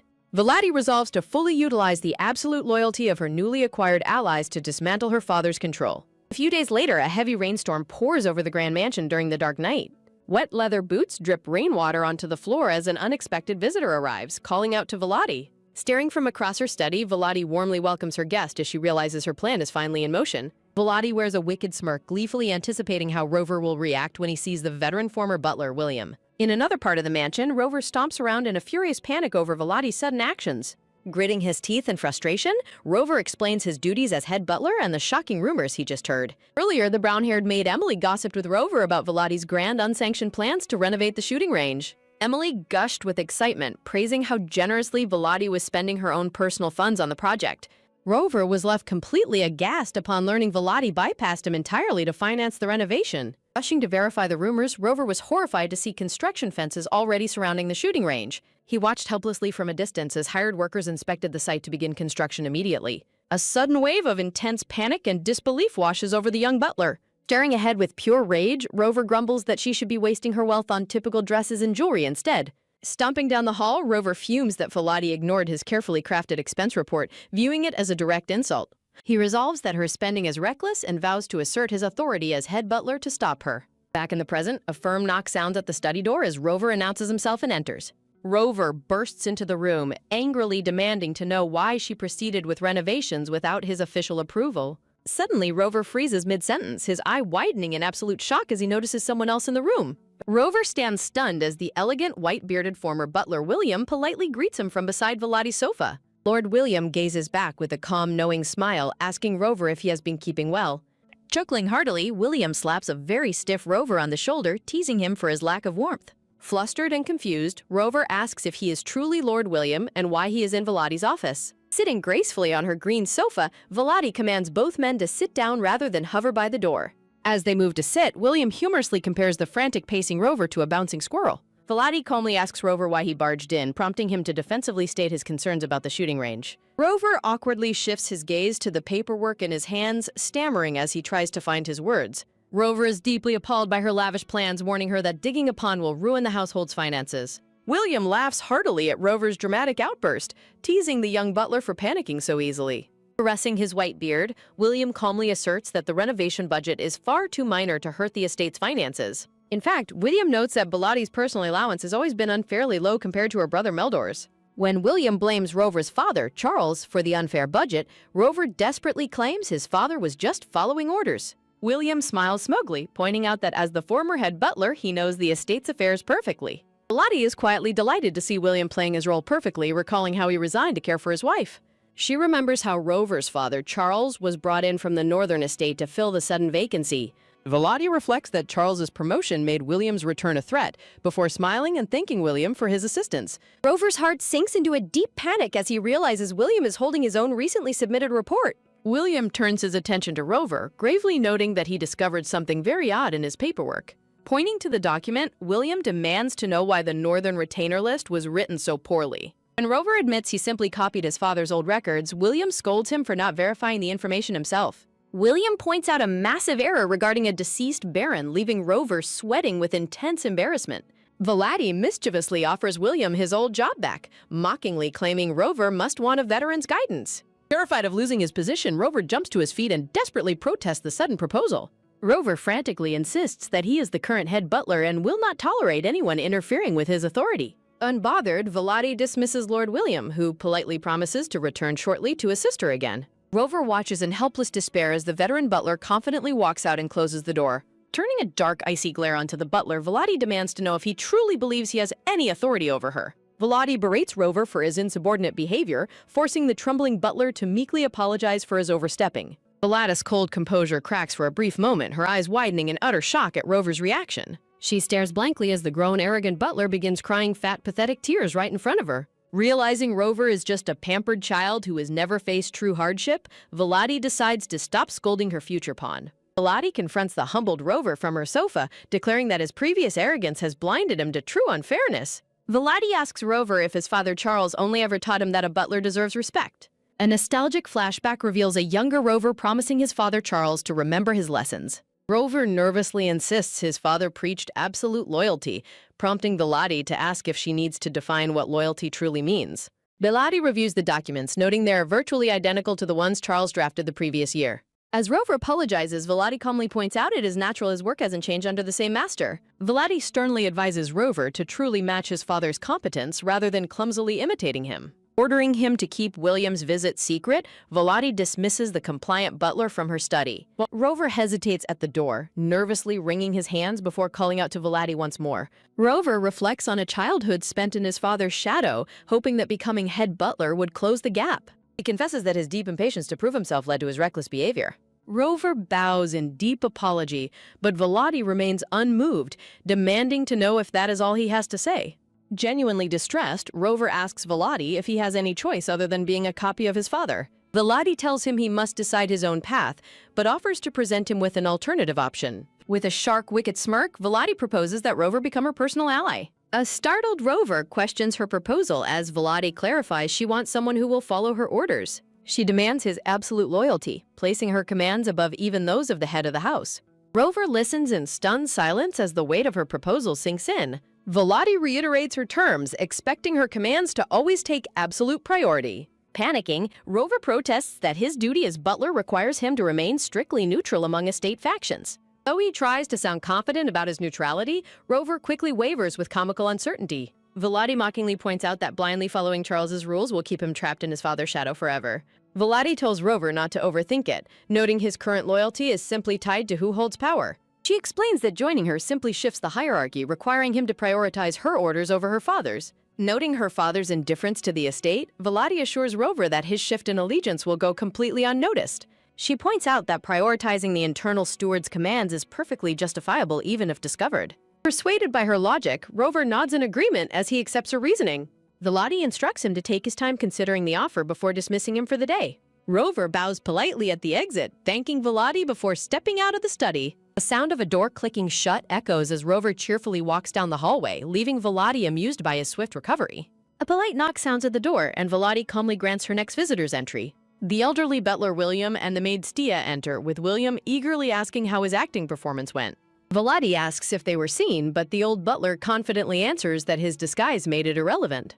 A sudden magical hum resonates as a glowing spell circle begins to dissolve the elderly butler's disguise. The illusion fades to reveal Zeppelin, who smiles cheerfully as his magical disguise completely vanishes. Stia scolds her brother Zeppelin, warning him not to play around with her transformation magic. With a sudden crisp snap of his fingers, Zeppelin playfully conjures a brief flash of blue sparks. Zeppelin beams with excitement, admitting he got carried away since it has been so long since his last mission. Volati praises their excellent performance, especially Zeppelin's flawless acting, which he credits to his watcher training. Volati warmly commends Stia for her impressive magic, earning a polite thank you from the talented maid. Volati silently marvels at the siblings' extraordinary talent, noting how difficult it is to maintain such a natural disguise. He reflects that bypassing the estate's strict security spells while maintaining a flawless disguise is a remarkable feat. Highly impressed by Zeppelin's espionage skills, Volati resolves to utilize him for a much grander scheme in the future. Volati inquires about the fate of the real William, learning he was executed as a traitor 16 years ago. Volati contemplates her original plans, realizing that finding the real butler would have been far too wasteful. A grim flashback reveals that her father ruthlessly dispatched the real William after exposing him as a spy. To conceal the execution, her father fabricated a lie about William's resignation to Volati's bedridden mother. Volati notes this dark secret was absent from the original story, wondering if William's true master was ever identified. Stia confirms that William took his secrets to the grave, never revealing his co-conspirators or his motives. Though Stia offers to investigate further, Volati declines, deciding to let the mystery rest for now. Volati contemplates the suspicious timing of Rover's swift recovery, though she decides to prioritize more urgent matters for now. Zeppelin cheerfully congratulates Volati on securing the head butler, while his sister Stia cautions against celebrating too early. Zeppelin turns to Stia, asking if she saw the profound relief on Rover's face as he left the office. Smiling warmly, Zeppelin describes Rover's starry-eyed exit, noting that the impressionable head butler is surprisingly easy to manipulate. Pleased with how easily her pawns are falling into place, Volati decides it is finally time to begin her proper training. A quiet transition marks the passing of the night as Rover prepares to prove Zeppelin's prediction correct the very next day. Dropping to one knee, Rover solemnly pledges to follow and serve Volati for the rest of his life. With a fiery look in his eyes, Rover passionately declares his desire to serve her as his one true lord. Volati praises Rover's loyalty, privately comparing his dramatic speech to a formal knight's pledge. Following their fateful agreement, the days begin to pass in a swift and quiet blur. As 2 whole seasons quickly fly by, a chilly winter begins to settle over the grand estate. Drenched in sweat and catching her breath under a tree, Volati is interrupted by a voice checking on her training progress. Standing before a resting Volati, Zeppelin is amazed to see her training harder than even the most elite watchers. When Volati attributes her progress to hard work, Zeppelin insists her extraordinary talent makes her a genius among geniuses. Zeppelin notes that House Elton's knights would lose all their confidence if they witnessed her rapid martial growth. Stunned by her own rapid progress, Volati asks how strong she has become, prompting Zeppelin to declare she has already surpassed most elite combatants. Zeppelin dramatically laments that he must constantly restrain himself from bragging about her incredible power to the rest of the duchy. Volati takes a long sip of water, silently amused by Zeppelin's borderline fanatical devotion to her. Walking down the estate hall, Volati is greeted with deep bows by the maids, who now prioritize her commands above all others. Volati reflects on how directly managing the household salaries has secured the absolute loyalty of Emily and Rover. Generous extra stipends delivered to the staff ensure that their loyalty to her remains completely unbreakable. A smug Chibi Volati sits back, noting that the most effective loyalty is always built on excellent pay. Zeppelin casually reminds Volati of her scheduled meeting, prompting her to verify if her skills are truly ready for combat. Zeppelin confidently reassures her as she stands up, ready to put her hard-earned skills to the test at last. Smiling with quiet anticipation, Volati prepares to reveal her secret martial progress to her allies. A grand carriage drawn by 4 black horses arrives at the stone steps of the training grounds. Volati steps out in her training attire, greeted warmly by Mostin, who informs her that Zion is already waiting inside. Mostin beams with excitement, thrilled that he finally has the opportunity to spar with Volati today. Mostin confesses his immense anticipation, admitting he has been waiting for this duel ever since she decided to learn the sword. Volati recalls how she immediately shared the truth about her secret training with her closest companions. In a flashback, Volati formally announces to her allies her decision to learn swordsmanship while keeping it secret from her family. An overjoyed Mostin grabs Zion in a tight hug, celebrating Volati's exciting and unexpected decision. Zion and Mostin dance happily in chibi form, overjoyed to have completed their mission of supporting the genius of the century. Mostin eagerly requests a spar, but Volati remains cautious about her lack of experience. Smiling gently, Volati promises to personally challenge Mostin to a duel once she has mastered her sword training. The scene shifts forward half a year, bringing their promised duel to the present day. Volati raises her sword with a confident smile, ready to face her opponent. Mostin charges forward with his blade raised, clashing swords with Volati in their first formal duel. The fierce exchange of blows fills the training hall as both combatants push each other to their limits. Whoosh! Mostin collapses flat on his back, completely exhausted and desperately begging for a drink of water. Zion steps forward and hands a canteen of water to the defeated and panting Mostin. Zion then offers a second canteen to Volati, who warmly thanks him as she wipes the sweat from her forehead. Still catching his breath, Mostin looks up in absolute shock, astonished by Volati's overwhelming and monstrous strength. Volati compliments his effort, but Mostin complains that her raw power completely bypassed all of his defensive skills. Zion points out the absurdity of her growth, but chibi Volati smugly replies that true geniuses always perform the nonsensical. Taking a seat on the stone floor, Volati reflects on how much fun she had during her first real duel outside of her sessions with Zeppelin. Zion notices her sitting and quickly unfolds a clean blue handkerchief to keep her clothes from getting dirty. Zion apologizes for not laying down the cloth sooner, but a smiling Volati tells him not to fuss over such trivial matters. Mostin teases Zion for being such a pampered young master, while Zion sits politely on his handkerchief. Mostin notes that Volati was raised strong, but she proudly clarifies that she raised herself to be this powerful. Zion and Mostin reminisce about their intense first meeting with Volati during their childhood. Volati smiles warmly as she remembers the fateful day she first encountered Mostin and Zion. Her memories drift back to how cold and distant the boys were when they first met. Chasing a white cat as a young girl, Volati is suddenly startled by an unfamiliar voice calling out. Young Zion and Mostin rudely demand that young Volati leave their playing space. Volati reflects on how the boys originally chose to keep their distance from her. The scene transitions deeper into the historical context of the Empire's three powerful families. The narration introduces the three legendary noble families acting as the primary pillars of the Empire. A map illustrates the territories of the three families, noting their children were unusually born in the same year. Volati explains how Mostin and Zion shared an inseparable bond since infancy, unlike her isolated upbringing. Being the only girl among them, young Volati grew up completely isolated from the two boys. When Volati was 10, a newly completed imperial school for commoners became the center of a historic incident. Imperial newspapers celebrate the completion of the school, a hard-won victory for commoners against the noble council. The late emperor's hard-won educational reforms were finally realized during his successor's reign. Because of her family's status, young Volati attended the school's opening ceremony alongside her father. At the ceremony, Volati socialized with girls her age while the boys stuck together before the exit began. Suddenly, a massive explosion rips through the building, marking the infamous Kenyuv school terror incident. Disgruntled nobles had planted explosives to protest commoner education, though miraculously no casualties were reported. To avoid killing high-ranking nobles, the perpetrator strategically placed the bomb in the school's rear annex. Unaware of the danger, young Volati strolls through the garden as she follows a wandering white cat. Following the cat led Volati straight to the annex, setting up her coincidental meeting with the boys. Looking for a quiet place to play, Mostin and Zion arrive at the same spot and confront Volati. Young Zion rudely asks Volati to leave so they can play alone in the quiet area. Volati sharply refuses to leave, pointing out that she was there first and they are the ones interrupting her. Before Mostin can defuse the argument, a sudden, thunderous blast erupts directly behind them, triggering sheer panic. Stunned by the unexpected noise, young Mostin stares blankly in utter confusion. As the massive stone annex begins to crumble down on them, Volati screams a desperate warning. Acting on instinct, Volati lunges forward and pulls both boys close to shield them from the falling debris. Volati's blue crystal necklace flashes brilliantly as it activates its defensive magic to withstand the collapse. A magnificent dome of blue magical energy perfectly shields the children from the massive falling boulders. As the dust settles, a terrified Bion asks if the danger has passed while Volati warily confirms it.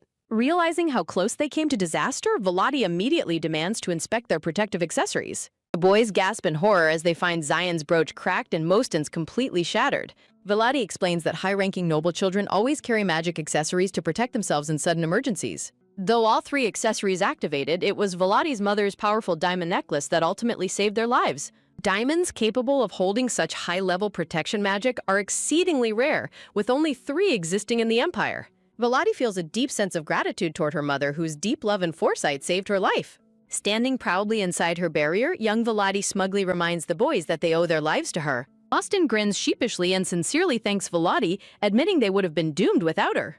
Blushing with embarrassment, Zion bows his head and offers a heartfelt apology for his earlier rudeness. Accepting Zion's apology, Volati confidently declares that it is time for them to escape the ruins. Mostin suggests waiting for rescue, but Volati warns that her shield's power is limited and will eventually fade. Mostin reluctantly agrees with her logic, but remains hesitant about their next course of action.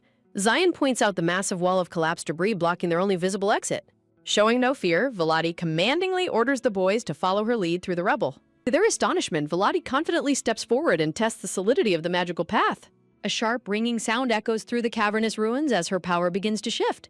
Mostin and Zion watch in absolute disbelief as Volati prepares to execute an unthinkable plan. The boys frantically restrain her, screaming in terror, while Volati calmly explains the absolute safety of her shield. Volati points ahead, revealing she has already plotted their escape route and prioritized leaving before the shield drops. Young Volati and Mostin argue over whether to wait for help or attempt an immediate escape. Zion steps in to calm the dispute, offering to find a way out for them. Zion suggests using his detection magic to safely locate any living creatures nearby. Surprised by Zion's early magical prowess, Volati agrees to hold off on escaping. Zion begins casting his detection spell as a brilliant magic circle forms on the ground.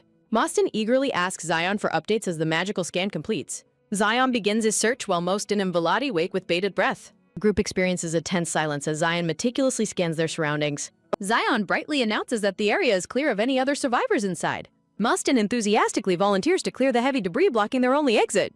Zion and Mostin playfully convince Volati to let Mostin handle the physical lifting. Eager to escape the suffocating ruins, Volati directs Mostin toward the blocked passage. Mostin and Zion confidently set off to begin clearing the heavy stone debris. Feeling closer to freedom, young Volati remains optimistic about their impending escape. The boys grunt in exhaustion as they struggle to budge a massive stubborn boulder. Running out of patience, Volati steps forward and tells the boys to stand aside.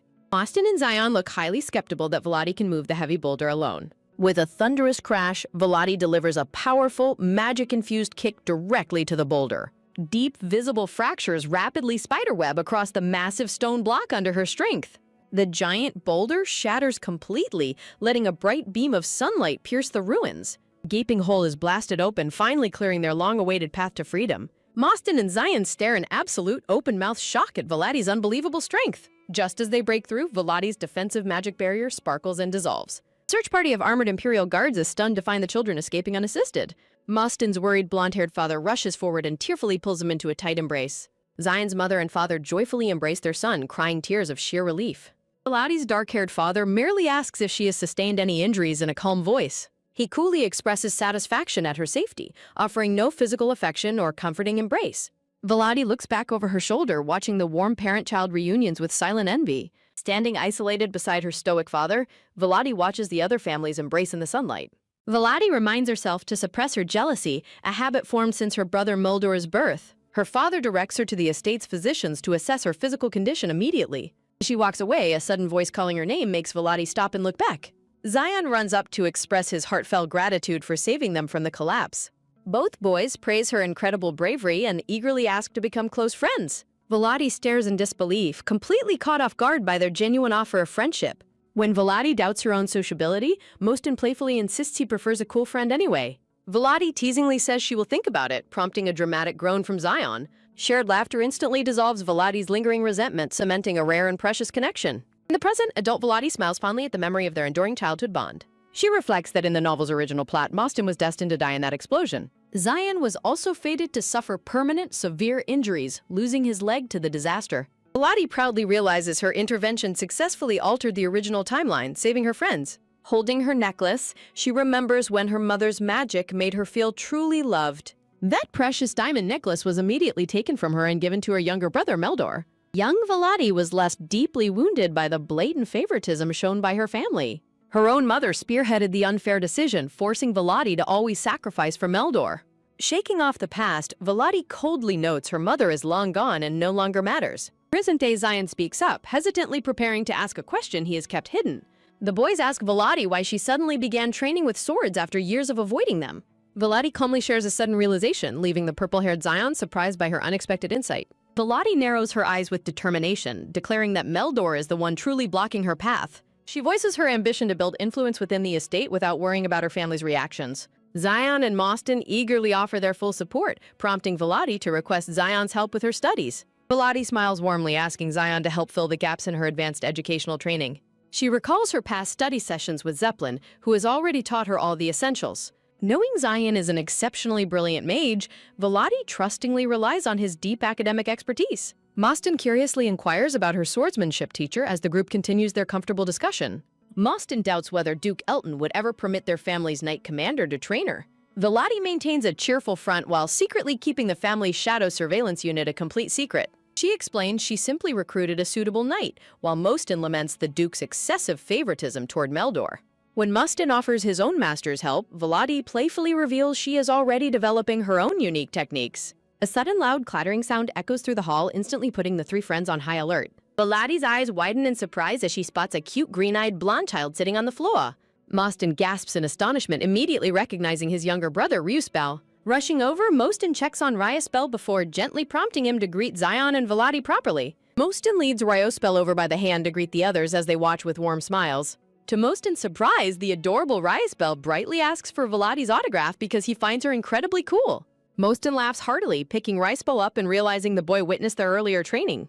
Zion eagerly offers his own magical autograph instead, only to be hilariously and instantly rejected by Ryuspel. Zion collapses in comedic despair while Mostin and Ryuspel share a joyful laughing moment. Mostin affectionately kisses Ryuspel's cheek, proudly noting that his little brother is starting to take after him. Watching them, Volati smiles softly, filled with genuine relief that Mostin is alive and well in this timeline. She reflects on how miserable and lonely young Ryuspel would have been without his older brother. Volati recalls that in the original novel, Ryuspel Fredo was destined to become the lonely male lead. A chibi purple-haired witch cheerfully waits, signaling a playful interlude in the storytelling. The original plot doomed Ryuspel to a cold, isolated childhood due to the tragic loss of his family. His mother, the frail Duchess Fredo, collapsed after childbirth, leaving a young Mostin to comfort her bedridden state. The infamous school explosion then claimed Mostin's life, shattering the family's fragile peace forever. The devastating shock proved fatal for the Duchess, who tragically passed away soon after her son. Deeply depressed by his immense losses, Duke Fredo neglected his youngest son, Ryuspel, entirely. Even the estate servants shunned the lonely Ryuspel, blaming his birth for the family's misfortunes. Only after meeting the silver-haired Nisia was Ryuspel's cold heart finally saved much later in the story. Volati reflects that she never finished reading the novel to see the full extent of his role. Deep in thought, Volati worries about the major incidents awaiting them as the story progresses. Shaking off her worries, she enjoys the cute sight of Mostin proudly showing off his little brother. Mostin gushes over Ryuspel's adorable charm while Volati teasingly reacts with mild, playful skepticism. Volati hilariously threatens to leave the brat behind if Mostin doesn't stop his endless sibling boasting. In their cute chibi forms, Volati playfully scolds Mostin, telling him to keep his voice down. Volati smiles warmly, thoroughly enjoying the peaceful, lively atmosphere of the training hall. Zion shows off harmless fire magic to Ryuspel, who finds the display completely boring. Volati reflects that because Mostin survived the explosion, the Duchess's health remained stable. The Duchess happily lived for 4 more years, allowing the Duke to face her eventual passing with peace. This stable, loving environment allowed Ryuspel to grow up cherished and deeply loved by his family. Volati teasingly reminds Mostin that he owes her his life, prompting him to laughingly complain about her repetition. Mostin dramatically groans about her teasing while Volati smugly promises to remind him forever. Mostin childishly accuses Volati of bullying, but Ryuspel sensibly sides with Volati instead. Volati smiles beautifully, deeply appreciating the peaceful days she has secured for her friends. The peaceful gathering concludes as Volati prepares to return to the Duke Alton's estate. The grand facade of the Alton estate stands magnificent under the warm glowing colors of the sunset. Returning to the estate, Volati is greeted by a concerned maid who hesitatingly warns her of trouble inside. The brown-haired maid nervously struggles to explain the situation, her expression filled with worry. Sneaking closer, Volati observes a crowd of anxious servants whispering outside the greenhouse doors. Snasp! The brown-haired butler whirls around in surprise, sweating as he spots Volati. Hearing a familiar, nostalgic symphony, a cold shadow crosses Volati's face as she recalls her mother and Meldor. The butler nervously explains that they tried their best to stop the intruder but failed to do so. Commanding the worried servants to step aside, Volati confidently walks into the greenhouse to handle it herself. Volati enters the sunlit room and coldly orders her younger brother, Meldor, to get off the bench. Click! With a swift movement, Volati shuts off the golden gramophone, abruptly silencing the music. Meldor glares at her in fury, angrily demanding to know who allowed her to stop his music. Volati firmly reminds Meldor that the greenhouse is her territory, but he fiercely argues it belongs to their mother. Volati coldly states that Meldor ruined the space, prompting him to suggest turning it into a music room instead. Meldor recalls how their late mother loved tending to this greenhouse, using it as leverage against Volati. Refusing to back down, Volati orders Meldor to stop intruding on her space and her mother's memories. Ha! Volati narrows her eyes, challenging Meldor to defy their father's direct orders, placing her in charge. Veins popping on his face, Meldor angrily accuses Volati of changing everything to suit her own selfish desires. Volati sees right through Meldor's anger, calmly pointing out that he is just biding his time to oust her. Meldor stands defiantly before his sister, declaring that he will no longer tolerate being treated as her punching bag. Volati responds with a smug smile, asking Meldor if he has already forgotten their previous physical confrontation. Volati reflects on their tense hallway encounter from a few days ago, right after Meldor's exhausting training session. In a flashback, Meldor bitterly complains about his grueling daily training while others enjoy leisurely horseback rides. Young Volati coldly advises Meldor to focus on his own training instead of blaming her for his shortcomings. Enraged by her dismissive attitude, Meldor brandishes his wooden sword and yells insults at her. Clack! Moving with lightning speed, Volati catches Meldor's swinging wooden sword bare-handed. Thud! Volati effortlessly strips the weapon from a shocked Meldor, warning him to fix his bad habits. Meldor demands to know who she thinks she is to boss him around as she calmly walks away. Back in the present, Volati warns Meldor that she won't be so gentle next time, ordering him to leave. Meldor remains stubborn, but Volati dismisses his tantrums and prepares to return to her own quarters. Volati walks away, completely unbothered by Meldor's dramatic sulking as he trembles with impotent rage.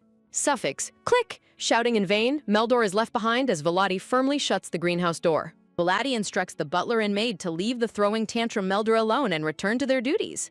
Walking down the hall, Volati sighs, noting that her attempts to reason with Meldor have been entirely futile. She acknowledges that Meldor's deep-seated resentment stems from his grueling studies while she enjoyed complete freedom. From Meldor's perspective, Volati was merely slacking off with Mostan and Zion while he studied until he bled. She reflects on her naive hope that they could eventually find mutual understanding as they grew older. She recalls past standoffs where Meldor treated her with nothing but cold arrogance and disdain.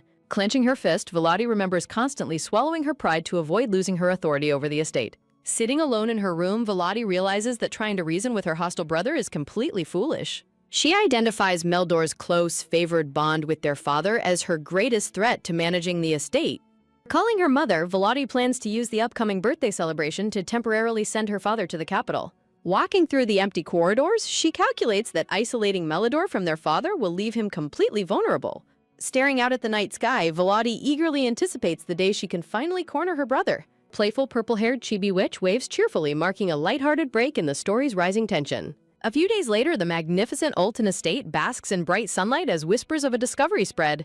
During dinner, the family discusses a strange cave newly discovered in the northern mountains by an herb gatherer. Volati's eyes widen in silent realization, recognizing this discovery as the critical catalyst she has been waiting for. The Duke warns that scholars have labeled the cave highly dangerous due to its extremely unstable collapsing ground. The Duke adds that the cave is rumored to contain a massive pool of concentrated natural magic. Volati visualizes natural magic flowing like a river, recalling an old expedition to a subterranean magic lake. She reflects on how that legendary expedition discovered a rare and highly valuable magical amethyst mine. Volati reflects on the historical impact of the legendary magic amethyst mine expedition that shaped the continent.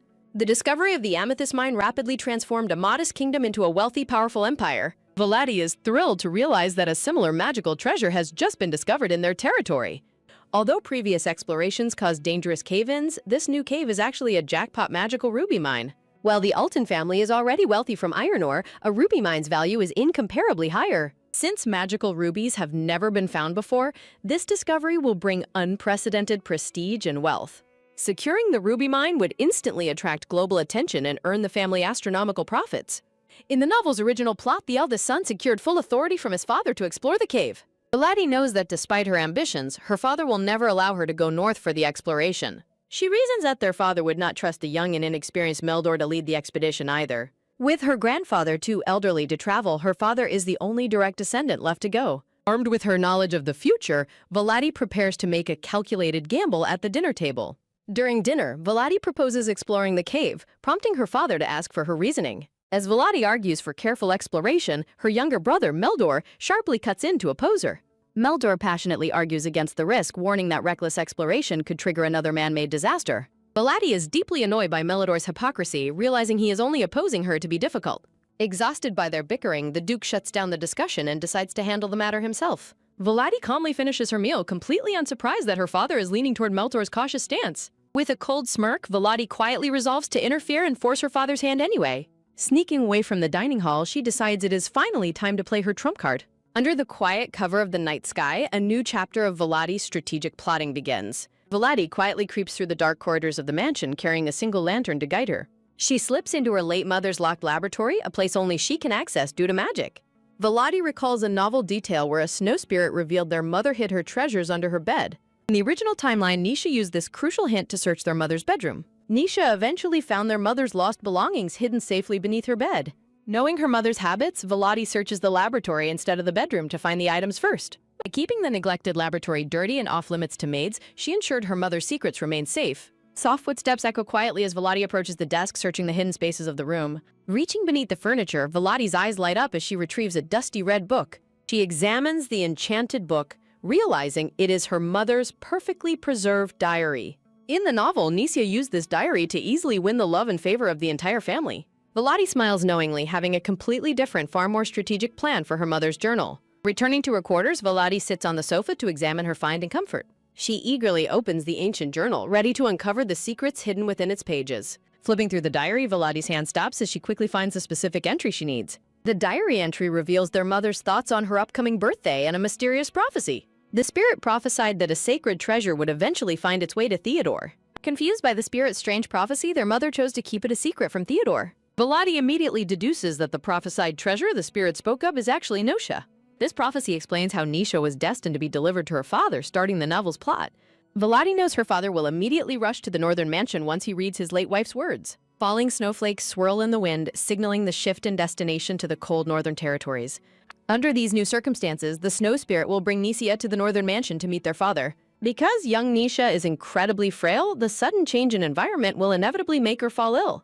Theodore will be forced to remain in the north to personally care for the sick child. This necessary delay will buy Volati precious time to execute her plans back in the capital. While her father is occupied, Volati plans to consolidate her power and finally deal with Meldor. Mid-thought, she realizes there is one more crucial item she needs to retrieve from the diary. She slips a hidden piece of parchment from the book, discovering a rare ancient magic spirit contract formula. Volati recalls how her mother summoned the pale, elf-eared snow spirit, Shenion, but failed to form a contract due to a crude formula. In the original novel's timeline, the young white-haired Niji eventually discovered the hidden diary and successfully perfected the incomplete formula. By completing her late mother's work, young Nisha successfully forged a powerful soul contract with the gentle snow spirit, Shenion. Blessed with bright spirit energy, the cheerful Nisha was destined to become the beloved and adored heroine of the story. Present-day Volati smiles slyly, calculating how she can strategically utilize her mother's unique spirit formula for her own benefit. Clutching the ancient magic parchment, Volati realizes she only needs to present these findings to her father to set her plan in motion. While examining her desk, Volati spots a framed picture of her late mother hidden closely behind the red, magically sealed diary. Volati looks away with a pensive expression, admitting that her uneasy heart had previously kept her from seeking out the painful journal. She remembers that in the original plot, their mother cherished a portrait of her beloved eldest son's first birthday inside the book. Finding this photograph originally convinced Meldor of his mother's deep love, prompting him to warmly accept Nisha as his sister. As the unremarkable eldest daughter, Volati had always been cast aside in the dark shadows of the family's affection. Volati wonders if her mother truly kept a photo of her favored firstborn son out of pure exclusive devotion. Her ruby-red eyes narrow with determination as she decides it is finally time to inspect the hidden portrait. With a soft slide, she gently pulls the old decorative frame out from behind the diary. Holding the dusty frame up to the light, Volati prepares to face her mother's biased past. Under the pale glow of the night sky, she peers closely at the framed image and gasps in shock. Her eyes widen as she realizes the dark-haired, red-eyed baby cradled in her mother's loving arms is actually herself. Looking at the portrait, Volati is suddenly flooded with rare, bittersweet memories of the mother she thought never loved her. She recalls the painful days when her sickly mother, Dohenia, was confined to her bed but spent her good days reading. In her memory, young Volati hesitated anxiously at the bedroom door, terrified of disturbing her mother's fragile peace. Sensing her daughter's presence, Dohemia looked up and warmly invited young Volati inside with a gentle, soothing smile. Dohemia noticed her daughter's troubled face, comforting her by revealing she remembered every single worry Volati had ever shared. Enfolding the trembling girl in a warm hug, her mother gently stroked her hair to chase away her constant nightmares. Tilting Volati's chin up, Dohemia lovingly reminded her that she was always at her absolute prettiest whenever she smiled. Clenching the paper, present-day Volati bitterly dismisses the memory, refusing to let a single sweet moment erase a lifetime of neglect. She stares conflicted at the framed portrait, questioning if her mother truly loved her in her own quiet way. Shaking off her weakness, Volati locks the portrait away, declaring she no longer craves the leftover scraps of her mother's affection. Pulling her hand back, Volati realizes with irritation that she still harbors lingering, unresolved feelings for her late mother. Walking away into the dark, she coldly wishes for her confusing mix of love and resentment to finally evaporate. The next morning, bright sunlight washes over the grand mansion as a crucial new phase of Voladi's plot begins. Voladi yawns sleepily in her purple gown, knowing she must catch her father in his office before his day fully starts. In the corridor, she meets Baron Ryespel, her father's highly rational chief advisor and her former childhood instructor. She fondly recalls the Baron as one of the few trustworthy teachers who taught both her and Meldor their leadership lessons. Voladi asks why he is still working so late, and the Baron playfully laments her father's exhausting work demands. Smiling warmly, Voladi promises to send a batch of restorative medicinal herbs to help the Baron and his exhausted staff.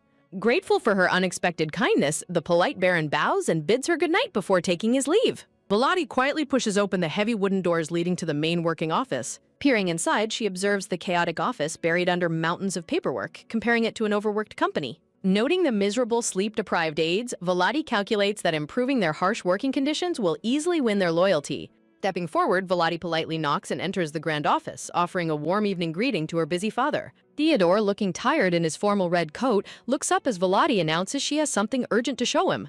With a steady hand, Voladi slides her mother's long-lost red diary directly onto his desk. Recognizing his late wife's distinct handwriting, a stunned Theodore demands to know how she obtained the missing journal. Voladi explains that she uncovered the diary while visiting her mother's locked research laboratory late last night. Seeing her father deeply shaken by the discovery, Voladi silently rejoices that her calculated emotional manipulation is working perfectly. She softly prompts her father, pointing out a specific, mysterious section of the diary that he needs to examine. Theodore quickly flips through the pages, eager to read his late wife's hidden thoughts. Theodore's red eyes widen in absolute disbelief as he reads an entry mentioning a sacred hidden treasure. Watching him tremble from behind her polite facade, Voladi smirks inwardly as her carefully laid trap is successfully sprung. Feigning innocent concern, Voladi suggests they must immediately look for whatever secret treasure her mother left behind in the north. Voladi plots her next moves, knowing her mother's sacred treasure will eventually make its way to their father. Theodore is deeply shaken, immediately demanding his advisors to reschedule their urgent family meeting to tomorrow. Voladi politely bows to her father, pleased that the agenda has shifted to exploring the northern caves. Theodore finds the perfect excuse to rush north, fully playing into Voladi's calculated plans. Voladi commands a maid to immediately summon Baron Ryuspel and Rover to prepare for the sudden departure. Smiling triumphantly, Voladi celebrates that everything is proceeding perfectly according to her grand design. The entire estate is thrown into absolute chaos as Theodore hastily prepares for his sudden northern journey.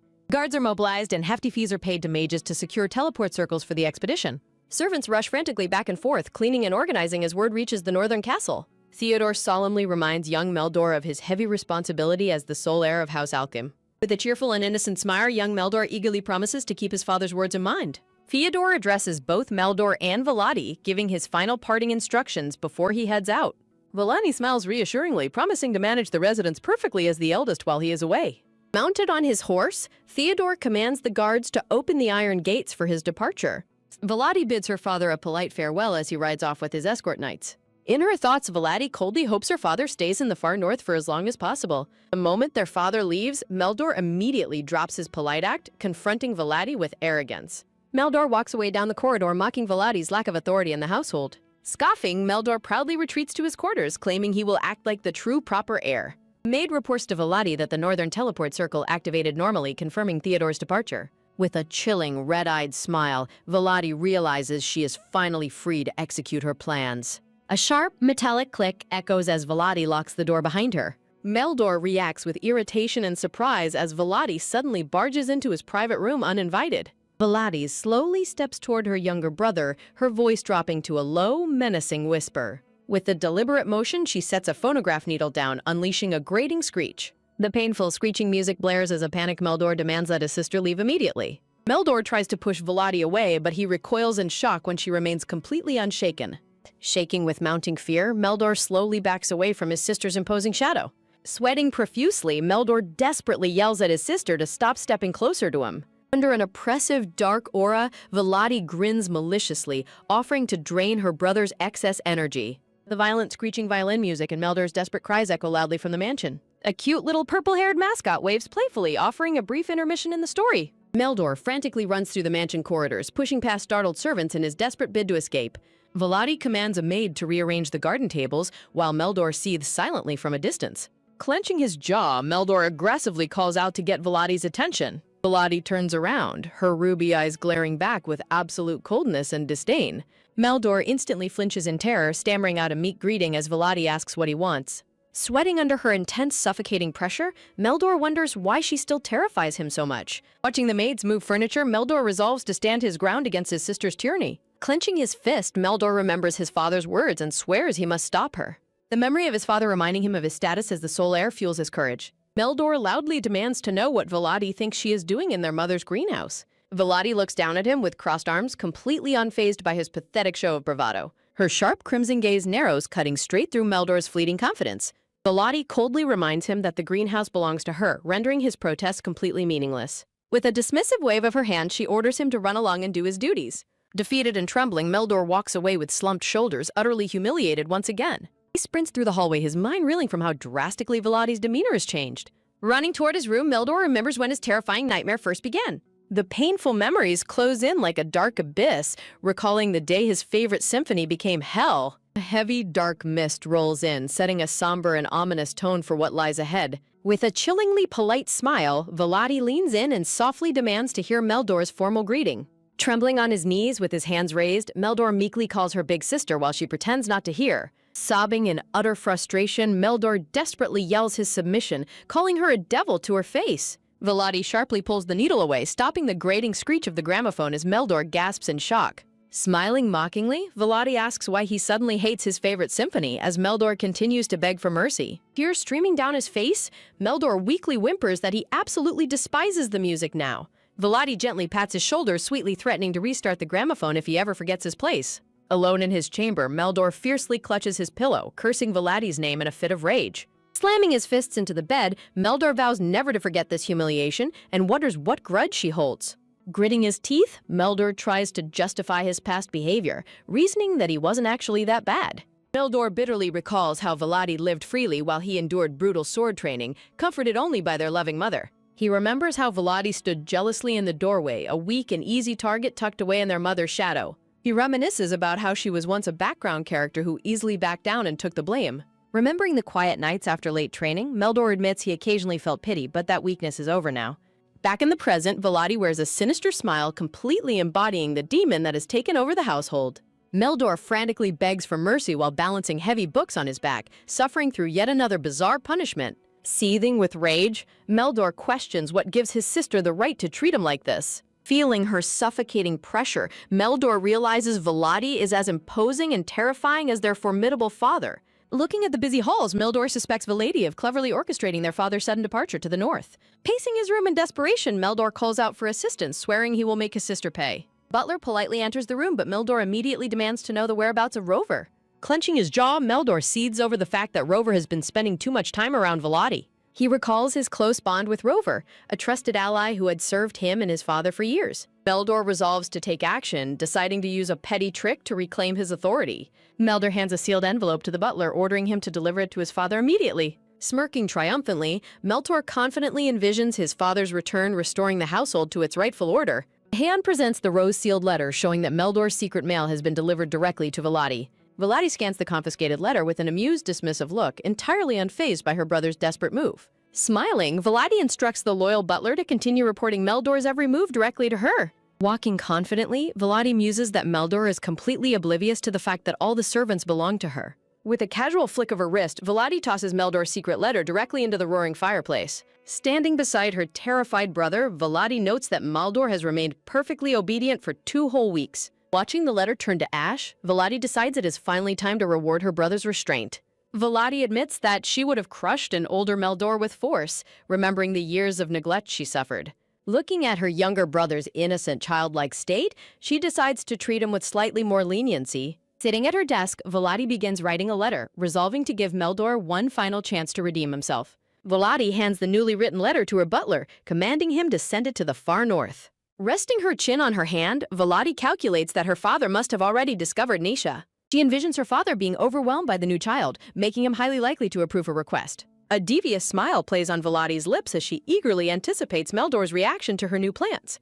As sunset paints the grand mansion in gold, a swift reply from their father finally arrives. Holding the letter, Volati smiles as she reads her father's approval, noting that he has softened up. Volati asks a maid for Meldor's location, learning he is training hard at the sparring grounds. A pink-haired girl stands determined under a call for new recruits to join the ongoing adventure. At the training grounds, Meldor vigorously swings his practice sword while his instructor commands him to straighten his back. Watching from a distance, Volati notes that her brother still lacks any real talent for swordsmanship. Meldor freezes in sheer panic as he suddenly spots his terrifying sister standing nearby. Volati politely greets the swordsmanship instructor, Sir Brooks, apologizing for interrupting their active training session. Approaching her brother, Volati holds up the letter as a surprised Meldor asks if it's from their father. Meldor frantically reaches for the letter, but Sir Brooks sharply intercepts his hand, reprimanding his lack of discipline. Sir Brooks sternly lectures Meldor on proper etiquette toward family, prompting a meek apology from the boy. Watching them, Volati internally notes that Meldor's obedience stems from his secret, unfulfilled admiration for knights. Volati smoothly steps in, asking Sir Brooks to be lenient since Meldor is simply acting out of fear. Volati offers the letter to Sir Brooks, who questions if it is appropriate for him to read it. Sir Brooks opens the letter and is shocked to read the Duke's sudden major decision. Sir Brooks praises Volati, noting that the Duke finally listened now that his daughter has spoken up. In her thoughts, Volati admits she merely took advantage of Sir Brooks' constant prior reports to the Duke. Volati prides herself on manipulating the timing, knowing her father is currently preoccupied with raising young Nisha. Sir Brooks kindly ends the session early, leaving Meldor completely bewildered by the sudden schedule change. Volati dismisses Sir Brooks for the day, leaving herself alone to deal with her younger brother. A frantic Meldor demands answers, only for Volati to calmly inform him his excessive training is over. Volati slaps the letter into Meldor's hands, urging him to read the contents for himself. The letter reveals the Duke admitting Meldor's training was too harsh, prioritizing his son's overall well-being. The Duke orders a reduction in sword training to explore other paths, leaving Meldor frozen in absolute shock. As Volati instructs him to focus on magic instead, she suddenly notices tears welling in Meldor's eyes. Meldor angrily denies crying while Volati mockingly reminds him of his recent tears. Meldor furiously protests her cruel treatment, but Volati remains completely unfazed, calling it necessary family discipline. Volati coldly threatens further discipline when Meldor desperately claims he has never shown her any disrespect. Internally, Volati admits her harsh punishments were personal revenge for the years he treated her like a punching bag. Volati decides that their relationship as family or strangers depends entirely on Meldor's future behavior. With tearful confusion, Meldor asks why she helped him, questioning if she actually hates him. Volati offers a subtle, playful smile, teasing that she might be more affectionate than she appears. Volati walks away, instructing Meldor to design his own schedule and promising to respect his choices. Meldor silently stares at the letter in his hands, deeply moved by the unexpected kindness. With his schedule shifted heavily toward magic, Meldor walks the halls happily, his tantrums completely vanishing. Volati quietly reflects, appreciating how Sir Brooks also recognized that swordplay brought out the worst in Meldor. The maid politely enters the room to deliver an incoming piece of mail to Volati. The maid presents a lavishly decorated invitation, revealing it is sent directly from the imperial family. Volati holds the imperial invitation, realizing the winter banquet season is finally about to begin. Winter brings suffering and food shortages to commoners, while wealthy nobles flee to the warm south. The northern territory of House Alton was once hit hardest by the winter, though that lies in the past. The late Emperor, Kenobi Dekradal, is introduced as the visionary leader who completely transformed the empire. This revolutionary emperor founded the prestigious Kenobi School, forever changing the empire's educational landscape. In this world filled with historical conflict, powerful magic served as the ultimate weapon of war. 2 centuries ago, spirits intervened to establish an unbreakable pact, ushering in a long era of harmony. Over time, mages retreated to their magic towers, focusing strictly on private research until a sudden change occurred. A revolutionary mage named Grurika arose, proposing that magic should be used to improve daily human life. Grurika combined magic with science to invent everyday technologies, changing how magic was applied. Her revolutionary efforts gave birth to the very first historic union of magical technology and science. The magical lantern glows brightly, showcasing the practical and life-changing application of her new invention. As a high-ranking noble, Grurika utilized her political standing to introduce her magical engineering to the mages. Backed by elders loyal to the imperial family, the magic tower quickly ceased opposition and cooperated with her. Their collaboration yielded massive waterworks and heating systems, vastly improving the commoners' living standards. Improved sanitation dramatically reduced disease, allowing ordinary people to survive the brutal winter months in warmth. Grika's popularity among the commoners soared as she rode triumphantly through the city streets. Despite facing intense opposition from rival noble factions, the political momentum steadily shifted in Grika's favor. By restricting her inventions to her own faction, Grika created a stark division in lifestyle among the nobility. Grika strategically plans to end her monopoly only after ascending the throne as emperor. Grishka brilliantly exploits a unique legal loophole, as no existing laws prevent a princess from running a private monopoly. The narration explains that Princess Grika decided to start a new high society trend called the Winter Banquet. Historically, citizens of the empire simply remained indoors throughout the freezing winters, waiting for spring's arrival. By installing massive magic heating systems, Princess Grika defied tradition to host exclusive lavish indoor banquets all winter long. Attending nobles boasted of their warmth, while some made fortunes selling exclusive banquet-themed magical merchandise. Excluded nobles watched in growing envy as the princess's faction thrived, unable to tolerate being left behind.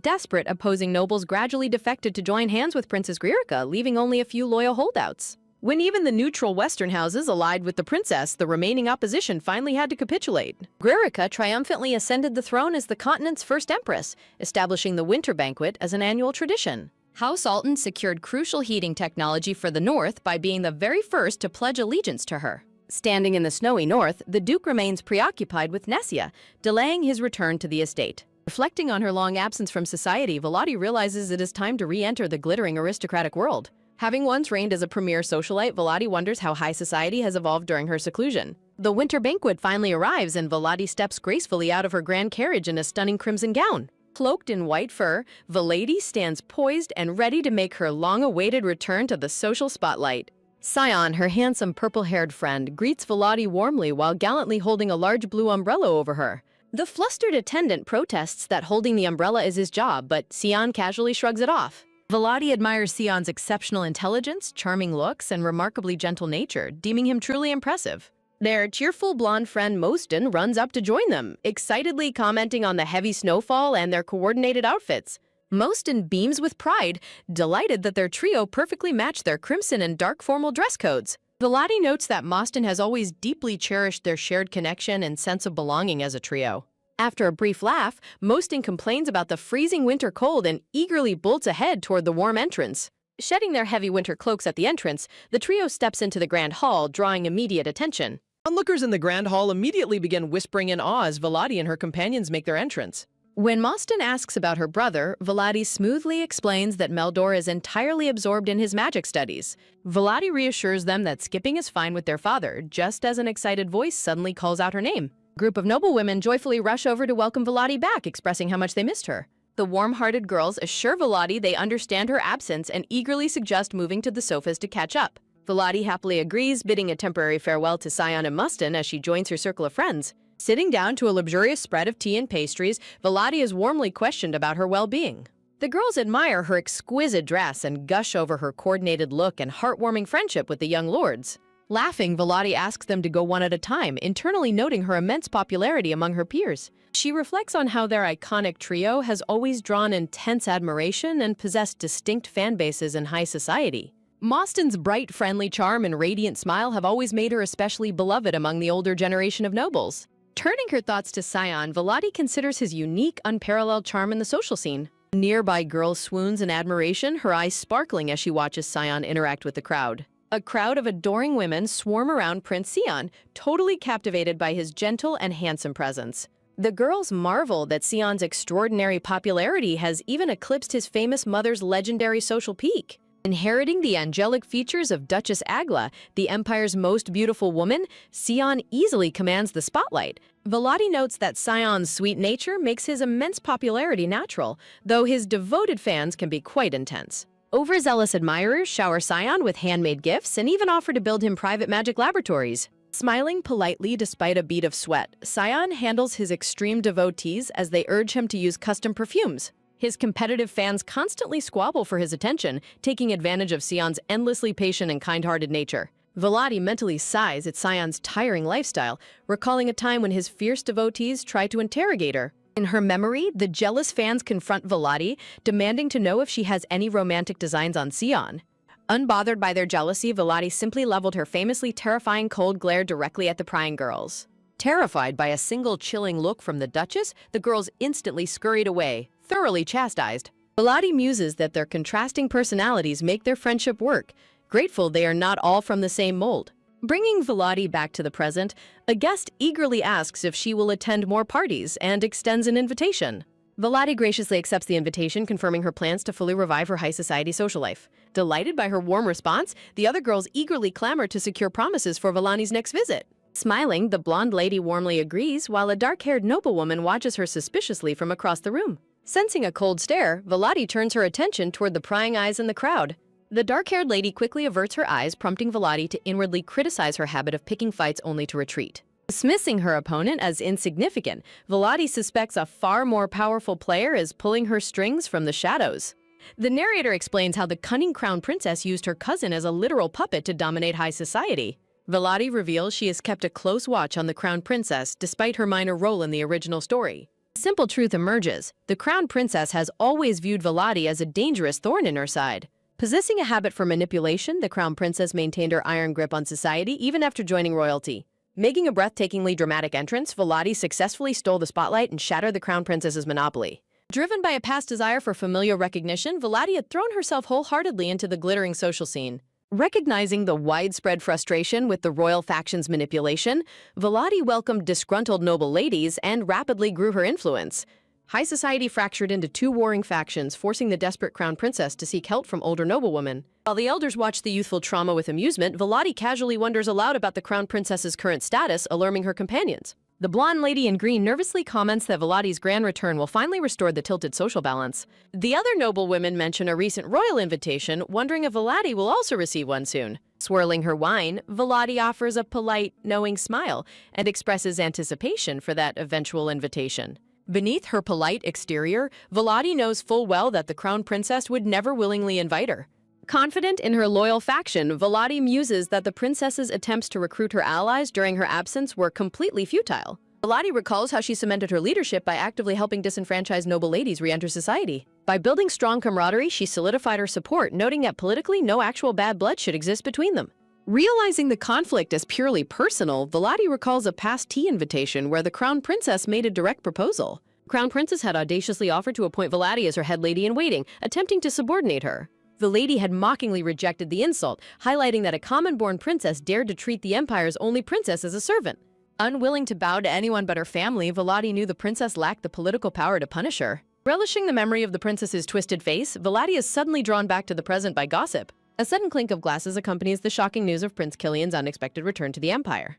The announcement sparks absolute chaos and frantic questioning among the gathered ladies, eager to verify the rumor. The ladies find it highly suspicious that high society has remained completely silent about such a monumental return. Hearing his full name, Volati contemplates the mysterious second prince who departed for a foreign land years ago. Intrigued by his deviation from the original story's timeline, Volati wonders why Prince Killian's path has altered. A mysterious glow signals a profound shift, hinting at hidden forces rewriting the established destiny. A startling truth is revealed. In the original storyline, Prince Killian had never actually studied abroad. The curtain falls on this chapter of high society intrigue, leaving the future shrouded in suspense. Volati investigates the suspicious circumstances of Prince Killian's sudden departure, noting a spy was involved long ago. Racking her brain, Volati deeply questions the exact catalyst that caused the second prince to act so differently. Suddenly, the purple-haired young Duke Agla interrupts her thoughts with a warm, unexpected greeting. Offering a handsome smile, Casper politely invites Volati to share a glass of fine wine and catch up. A sudden clink of glasses rings out as Casper proposes a toast to celebrate Volati's long-awaited return. Drinking alongside him, Volati inwardly cringes at Casper's archaic and pretentious manner of speaking. Although Casper shares Scion's angelic features, Volati notes that his gentle appearance hides a completely different personality. Highly suspicious of his sudden friendliness, Volati tries to decipher the hidden game Casper is playing. Masking her suspicion with politeness, Volati questions his motives, only for Casper to announce an impending introduction. Recognizing Casper as the crown prince's right hand, Volati boldly guesses he intends to introduce the prince himself. Casper advises her to build royal connections, though Volati dryly notes that is her father's responsibility. Volati suggests introducing her younger brother Meldor instead, but Casper smoothly deflects, insisting on introducing Meldor at a later date.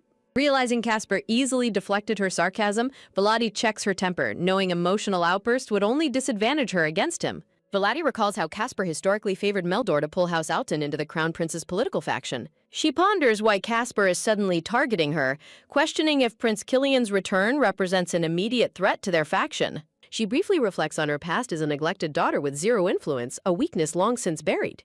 Volati marvels at Casper's terrifying political sharpness, having already caught wind of her family's internal restructuring and acted immediately. Volati resolves to clean up the political mess, still feeling uneasy about the previous incident. A sudden formal announcement echoes through the Grand Hall as the heavy double doors swing wide open.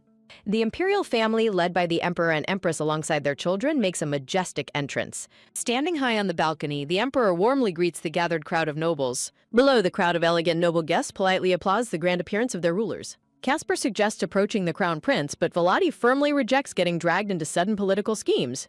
While Casper looks on in confusion, Volati privately suspects his true nature is highly unreliable. Flashing a gentle smile, Casper smoothly tries to reassure her that he will protect her from any discomfort. An imperial attendant suddenly interrupts them to announce that the emperor has requested Volati's presence. The unexpected royal summons catches Casper completely off guard, visibly shaking his confident demeanor. Forced to yield, Casper bids her a polite farewell while Volati scorns his false gentleness. Volati delivers a stinging dismissal, warning the young duke to wait patiently until she calls for him. Leaving a stunned Casper behind, Volati proudly follows the butler toward her royal audience. Left completely alone by the staircase, Casper stares blankly in defeat at her sudden departure. Entering the grand throne room, Volati offers a graceful curtsy as she is formally presented to the emperor. The emperor, cradling the young Princess Hera on his lap, welcomes Volati warmly alongside the empress. The adorable young Princess Hera introduces herself politely, rubbing her sleepy eyes with a cute yawn.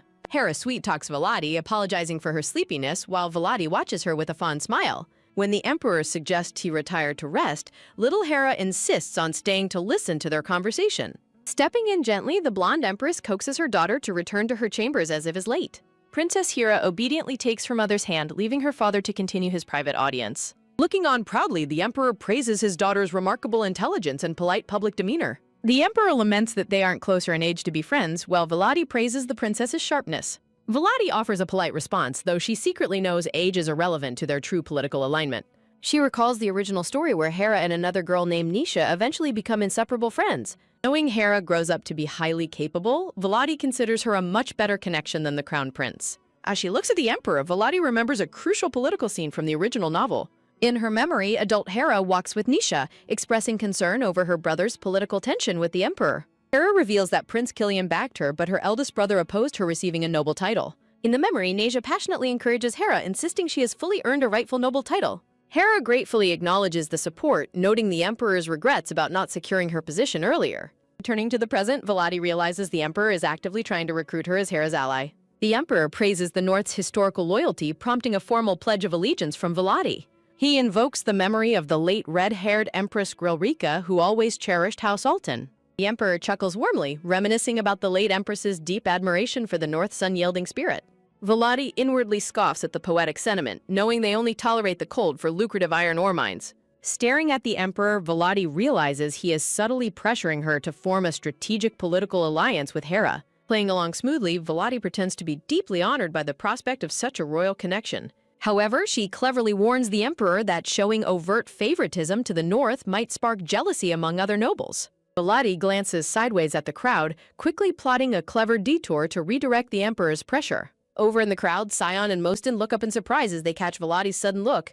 With a subtle conspiratorial smirk, Volati playfully signals her two close friends to prepare themselves. Turning back to the emperor, she smoothly suggests he converse with heirs from other prominent regions too. She formally presents Sion of House Agla and Moston of House Fredo, who step forward politely. The emperor is taken aback by her bold counterproposal as Volati praises the two young lords' characters. Volati playfully notes that the charming young men would make highly agreeable company for the princess. Highly amused by her clever maneuver, the emperor bursts into hearty laughter at her irony. Moston and Sion seamlessly play along, charming the emperor with their witty and entertaining remarks. Volati requests a joint audience for the three of them, which the emperor gladly acknowledges. Laughing, the emperor agrees to let the three talented young nobles show him their wit. Volati eagerly anticipates the growing drama, sensing that this high society banquet is about to become far more interesting. Majestic imperial palace stands aglow under the night sky as the grand evening festivities continue. Inside a private parlor, Volati, Moston, and Sion share a light-hearted audience with the amused emperor. Sion charmingly requests permission to perform a dedicated song, which the emperor warmly and flatly grants. Watching Sion's seamless flattery, Volati dryly muses that his silver tongue would guarantee him corporate success in any era. Leaving the palace late at night after her audience, Volati patiently waits outside for her delayed carriage. A sudden rustling sound breaks the quiet night, instantly catching Volati's attention and making her pause. Hearing heavy footsteps approaching in the snow, she turns, wondering who could possibly be wandering around so late. Brushing snow off his shoulder, a handsome red-haired man smiles warmly, relieved that he arrived just in time. Instantly recognizing his trademark imperial red hair, Volati realizes this mysterious newcomer is the newly returned Prince Killian. Volati politely greets Prince Killian, pleasantly surprising the prince, who is impressed she recognized him without an introduction. Volati smoothly explains that news of his return, coupled with his distinctive imperial red hair, made him easy to identify.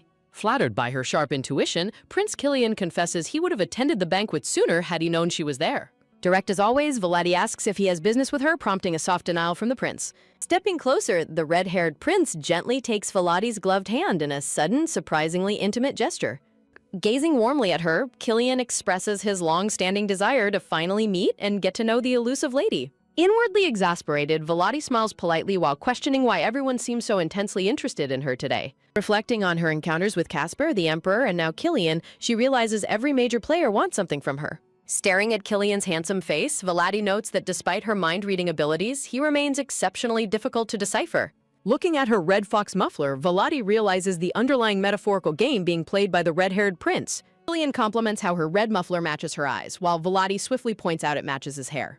Volati compares his sudden appearance to a wary, highly intelligent red fox that deliberately reveals itself to humans. She explains that a fox only reveals itself when it has selected a target to confidently claim and destroy. The tale warns that the red fox acts cute and harmless to deceive people, hiding its dangerous magical nature. A sharp chomp sounds as the fox viciously bites her hand, a grim warning of how unsuspecting victims lose their guard. Standing firm before the prince, Volati prepares to deliver her own sharp metaphorical counter-warning. Volati boldly asserts that she is an expert fox hunter, capable of executing a clean, flawless kill in one shot. Prince Killian is momentarily stunned silent by her audacious, thinly veiled threat. Unfazed, Killian smoothly replies that her dangerous edge only makes him want to get closer to her. As her carriage finally clatters to a halt, Volati prepares to depart, noting the lateness of the hour. Unleashing his charm, Killian pleads for a private meeting, claiming he will deeply regret letting her leave like this. Seeing his practiced flirtatious routine, Volati silently concludes that the rumors of him being a smooth womanizer are absolutely true. She reflects that while his looks are tempting, her modern awareness and ambition make her immune to mere playboys. Politely turning down his immediate offer, Volati mentions her busy winter schedule while shifting the conversation. After Killian confirms his interest, Volati bluntly points out that ambitious people like them never approach others without ulterior motives. Caught off guard by her bluntness, Killian flinches slightly as she proposes they meet in the spring instead. Stepping toward her carriage, Volati warns him to bring real leverage to their next meeting, leaving him struggling to stall her. A desperate note creeps into his voice as he unexpectedly asks if she feels any deep, instinctual connection to him. Entirely unfazed, Volati coolly dismisses his odd question and advises him to return indoors before he catches a cold. A steady clattering of hooves sounds as Volati's elegant carriage rolls away, leaving the silent courtyard behind.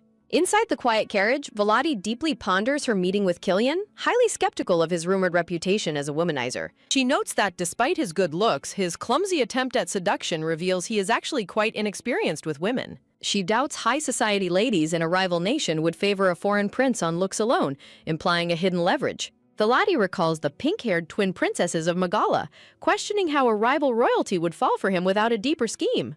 Staring out the window, Volati questions his bizarre parting question, wondering what profound secret the second prince is hiding. A few days pass quietly as the story shifts to the sunny, peaceful grounds of the Alton estate. A firm step sounds as Volati returns to her daily routine after the eventful winter banquet finally concludes. Lantern in hand, she navigates the dusty family archives to begin some long-overdue internal spring cleaning. She suddenly stops, her lantern illuminating a specific dusty cabinet as she quietly announces she has found it. Examining the ancient wooden chest, Volati confirms that, just as the novel described, the middle drawer handle is entirely missing. With a light click, Volati's pale hand carefully opens the ancient cabinet drawer. Grinning with satisfaction, Volati's eyes gleam as she prepares to uncover her grandfather's long-lost secret. Inside the drawer lies a dusty pink stuffed bunny doll surrounded by old parchment papers. With a swift whoosh, Volati draws a sharp silver dagger ready to slice open the old toy. Rip! The sharp blade tears through the fabric, scattering soft white cotton stuffing across the desk. Sifting through the plush stuffing, she pulls out a beautiful, intricate gold ring. The ornate gold ring sparkles brilliantly under the light, revealing its exquisite craftsmanship. She recalls a flashback of her jovial young grandfather presenting a bouquet of pink roses to her beautiful grandmother. Her grandfather had hidden the precious gold ring inside the pink plush bunny doll as a surprise gift. However, her highly pragmatic grandmother unimpressively dismissed the trend of hiding rings in dolls as a pathetic gesture. Caught completely off guard by her blunt reaction, the flustered grandfather broke into a nervous sweat. Disappointed, her grandfather stowed the doll away in a drawer where it lay forgotten until Nisha found it years later. Playing hide-and-seek, young silver-haired Nisha discovered the basement stairs and found the dusty bunny doll. Nisha happily presented the found gold ring to her elderly grandfather, who warmly accepted the unexpected treasure. Back in the present, Volati proudly wears the magical ring, knowing she is now its rightful owner.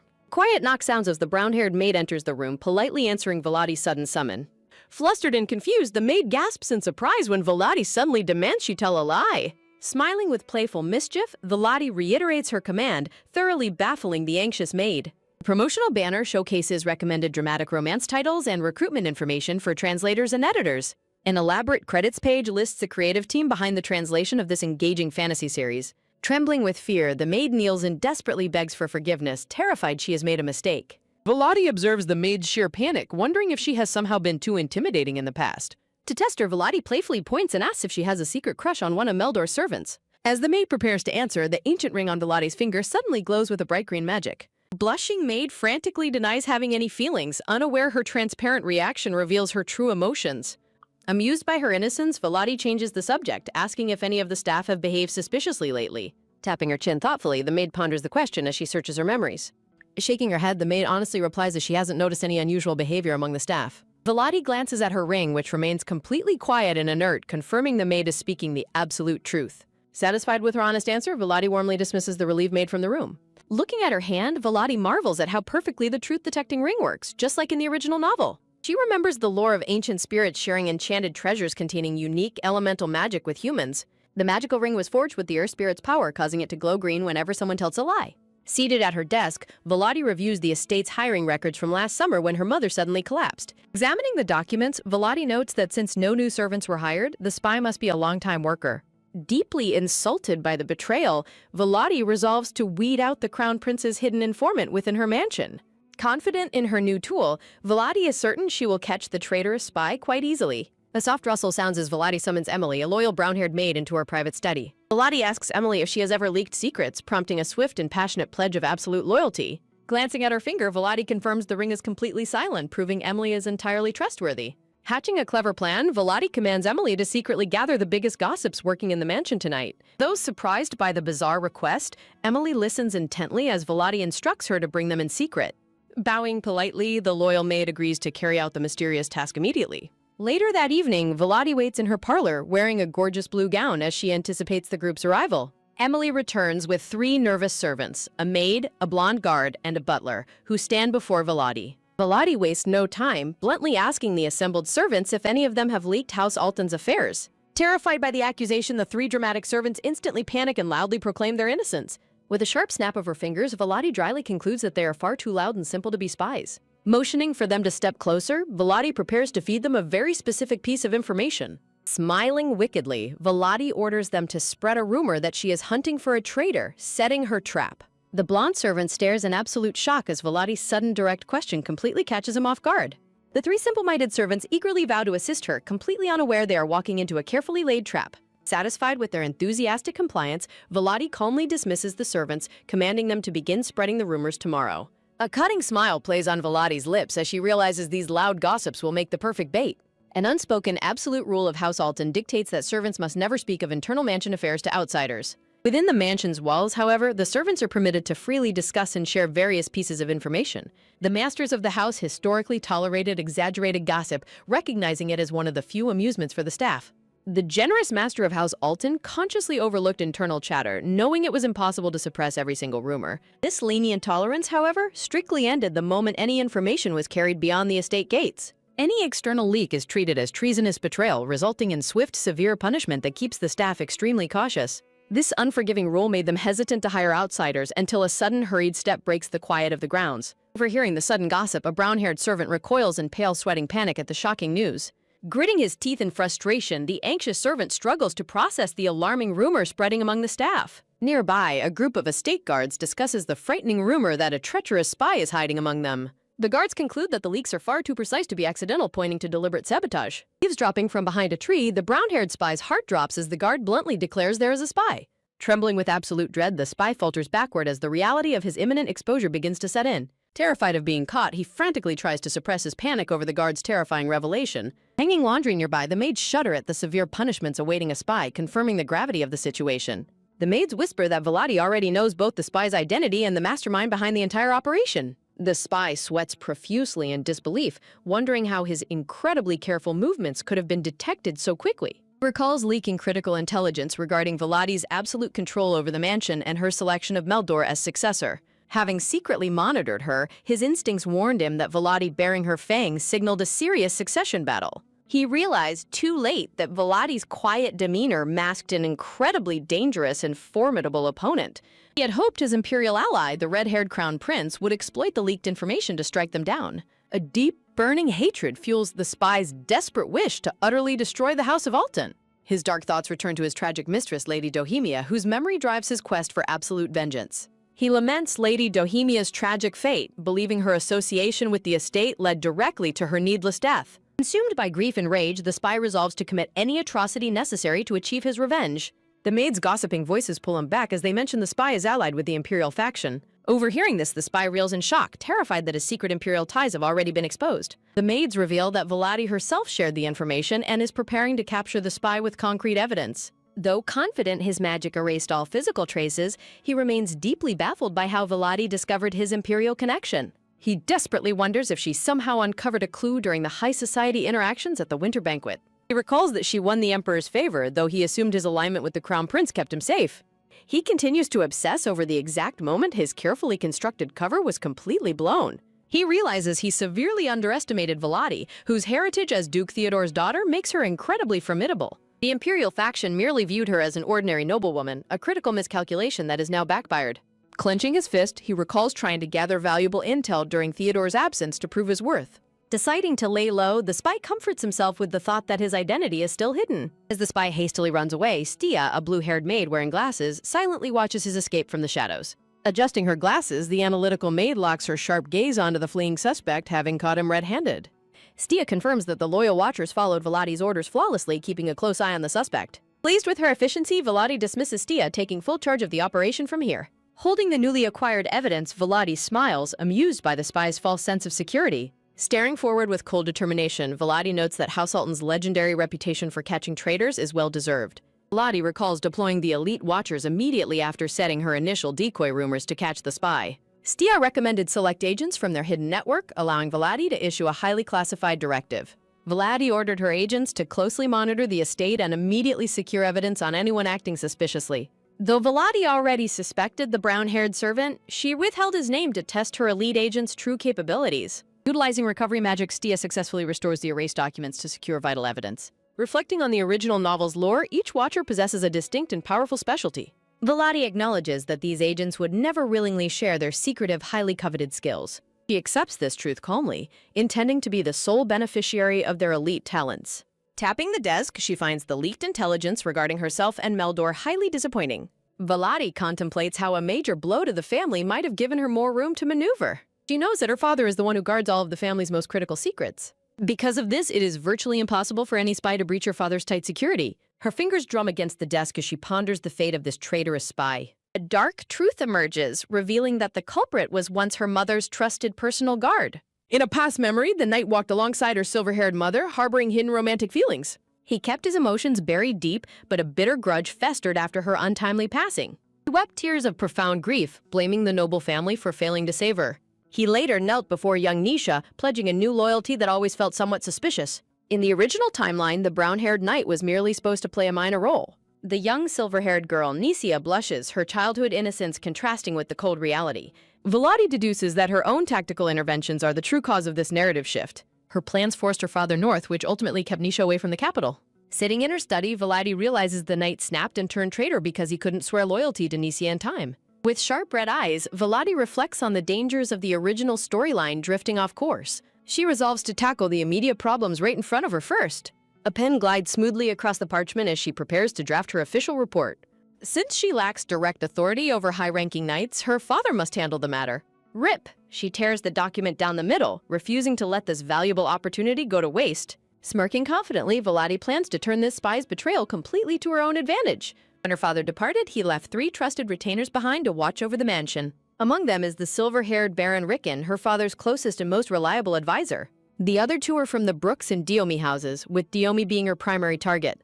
Act Diomi is a greedy man destined to embezzle massive sums from the Northern Treasury. In the original story, an older Nisha dramatically exposed his crimes to seize mansion authority. Standing by the window, Vladi watches Diomi below, plotting to accelerate his downfall. To lure him in, she intentionally relaxes the estate's budget review process. She orchestrates the perfect, tempting trap for him to pocket the mansion's vast wealth. Diomi approaches Vladi in the hallway, asking about the renovations of the estate's annex. Hiding her amusement, Vladi smoothly replies that the construction work is nearly complete. Diomi eagerly follows her, offering his personal assistance with choosing new furniture. He boasts about his lucrative trade connections, trying to worm his way into the project. Smiling sweetly, Vladi delights in the fact that her trap is working perfectly. She takes the bait further, asking Lord Diomi to directly handle the purchases on her behalf. Diomi reacts with feigned surprise, thrilled by the sudden delegation of authority. He struggles to contain his greedy grin as Vladi plays along with her busy schedule. Bowing deeply, he pledges his best efforts, foolishly believing he has just found an easy sucker. Vladi requests a separate financial report, secretly daring him to steal as much as he wants. The two smile warmly at each other in the corridor, both thoroughly hiding their true motives. A few days later, Vladi happily receives the official budget report for the annex furniture. Swish, she unrolls the document, eager to see exactly how much money the man stole. She sits quietly at her desk, scanning the financial details with focused intensity. Vladi's face pales in utter disbelief upon seeing a measly total of only 15,000 gold. Knowing the actual cost was 5,000, she is baffled that he only inflated it by 10,000 gold. Slapping her forehead, Vladi laments his sheer cowardice after she laid out such a perfect trap. A chilling declaration dismisses both the pathetic spy and his accomplices as absolute failures. Dismissing her enemy's foolishness, Vladi acknowledges that the embezzler's thefts were always meant to be gradual rather than immediate. A sweat-dropped chibi Vladi scratches her head, deeply annoyed by the embezzler's cowardly hesitation despite the perfect bait.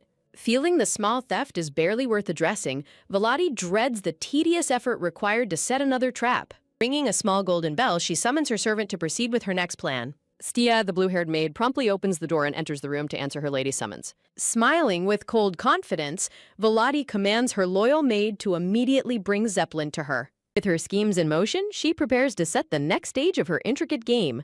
An airy quiet settles over the dark stone corridors of the estate as night falls.